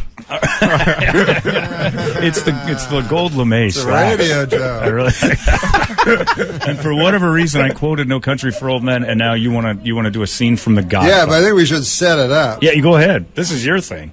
You direct. No, I've Sean, never you seen say- The Godfather. You've never seen The Godfather. I've seen every American Pie, though. Is this one of those moments where you get in the car and you say, "I can't believe I made that guy do that"? No, listen. We got to set this up. Okay. We all remember the big scene in The Godfather was the guy wakes up with the horse's head. Satin sheets. Sure. Yes. You should set this up. Is that the offer he can't refuse? Is a horse's head? Yeah. The sheets. Really? Yeah, that's the kind of the first. The first one. He's trying to. So set it up. He unfolds the one. Yeah. Let's sheet set up thinking- this scene here. Johnny Fontaine is a lounge singer, sort of loosely based on Sinatra. Yeah. Who the Godfather wants to put in this movie, but the movie producer refuses. We don't know why. Right? Right. I'm setting it up. That's right. You're doing a great job. Keep doing it. And then, so they send the consigliere, Tom Hagen, played by Robert Duvall, to go and visit this guy and try to talk him into getting Johnny in the car. Yeah. So Tom Hagen, But who's Johnny's played not by- having any of it. Tom Hagen's played by Robert Duvall, and Jack Woltz plays the producer. But Right. in this, Nobody knows who that guy is. in this, we're doing now. I have to do. You're the producer because this is your idea. wanted you to and do you're it. doing it as Super Dave Osborne. Super Dave, yeah. I'll be doing Tom Hagen as Liam Neeson. Okay, as Liam Neeson. Is that right? Okay. Because he's improv. Yeah, because he's a big improv. Ready? Are you ready? All right, here we go. Mr. Corleone is Johnny Fontaine's grandfather. Now Italians regard that as a very close. Wow, very that's sacred good. relationship. Cut. You can't say that. Take two, cut. You already knew how to do them. Well, I wasn't just going to wing one. Oh, okay, You know how to I'm do sorry. Super I'm Dave, sorry. right? You're not I'm just sorry. throwing I'm this sorry. out for the I'm sorry. first time. All right, that's take right. two. It's not like I said I was going to do Paula Dean and then Okay. give it a try. Hey, there's butter in I have there. to go again? All right, here we Yeah. go. All right, take two. Try not to compliment me so much. Okay. Mr. Corleone is Johnny Fontaine's grandfather. Now Italians regard that as a very close, very sacred religious relationship. You tell your boss you can do. You know what? This isn't going as well as I'd hoped. Tell your boss you can ask for anything else, but this is one favor I can't grant him. Mr. Corleone never asked for a second favor. Once he's refused the first. Understood? You don't understand. Johnny Fontaine never gets that movie. That part is perfect for him. It'll make him a big star. But I'm going to run him out of the movies, and let me tell you why. Johnny Fontaine ruined one of Woltz's International's most valuable proteges. For 3 years, we had her under contract. Singing lessons, dancing lessons, acting lessons. I spent hundreds of thousands of dollars. I was going to make her a big star. And let me be even more frank. Because I want to show you I'm not a hard-hearted man. But it's not all dollars and cents with me. She was beautiful. She was young and she was innocent. She was the greatest piece of ass I've ever had. And I've had them all over the world. And then Johnny Fontaine comes along with his olive oil voice and his guinea charm. And she runs off. She throws it all away just to make me look ridiculous. And a man in my position cannot afford to be made to look ridiculous. Now you get the hell out of here. And if that Goomba tries any rough stuff, you tell him I ain't no band leader. Yeah, that's right, I heard the story. Thank you very much for the dinner and a very pleasant evening. Have your car take me to the airport. Mr. Corleone is a man who insists on hearing bad news at once. Oh, excellent. And sing. Amazing. That was great. Impressions are much easier to do in small chunks. That's what we've learned. That's why I didn't want to do that. Yeah, damn, you man, did you this gave me scene. You tried to give it to me. It's like a 5-minute thing. I didn't know you That's talked your so thing. long. You did This great, was your Norm. scene. It's awesome. All right, now monologues. You ever do a monologue? Oh, it's awful. Huh? Just can't stand them. High school, they used to make Yeah, us yeah, read those awful yeah. monologues. He did 14 verses of the farter from Sparta. That was a great. I wrote it myself. He's got to go now. Now Brad's got to go. That's beautiful. Thank you, Norm. That was fun. I don't know why, and I'm going to be thinking about it for a while. But nice job. Listen, man, I just want to say, can I end on a serious note? You better. Yeah. I think that, with the Ray Rice incident, Sure. with the Adrian Peterson incident,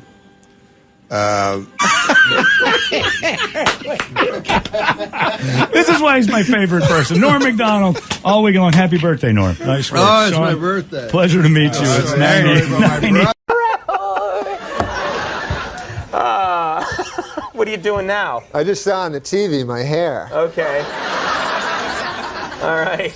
Now, he said from the beginning of, in 93, when he did stand-up, he would call the TV the TV. The TV. Who else do you know who says the TV? Oh, I know who you're talking about, Bob Dylan. Right. Because I got to meet Bob Dylan once, and I was backstage with our guitarist Jimmy Vivino at a Bob Dylan show, and suddenly I got literally like pushed into a room where there was some, heavy-hitting people in there. I did not consider myself, nor do I still, one of those, but I got pushed in, and I got kind of shoved to the front of this line, and there's Bob Dylan. And he looked right at me and he went, I know you from the TV. And I remembered that in my head, like he calls the television the TV with the emphasis on T. And then Norm, all these years, used to say, it's the TV. Now, Norm is a giant Dylan fan. I didn't know that.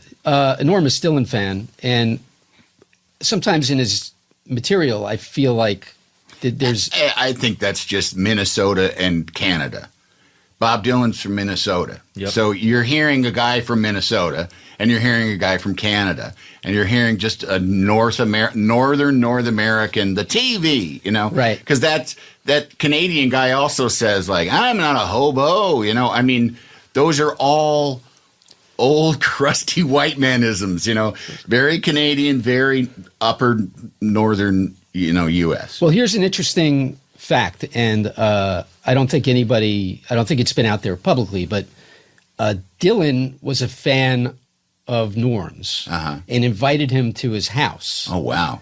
And Norm was at Dylan's Malibu house for like 2 days. Wow. Wow. Spent the night. Slept there. Wow. And you want coffee? What do you want to watch on the TV? Who wants waffles? What do you want to watch on the TV? Let's both watch the TV. Finally, I found someone who who says it right. You want to play volleyball?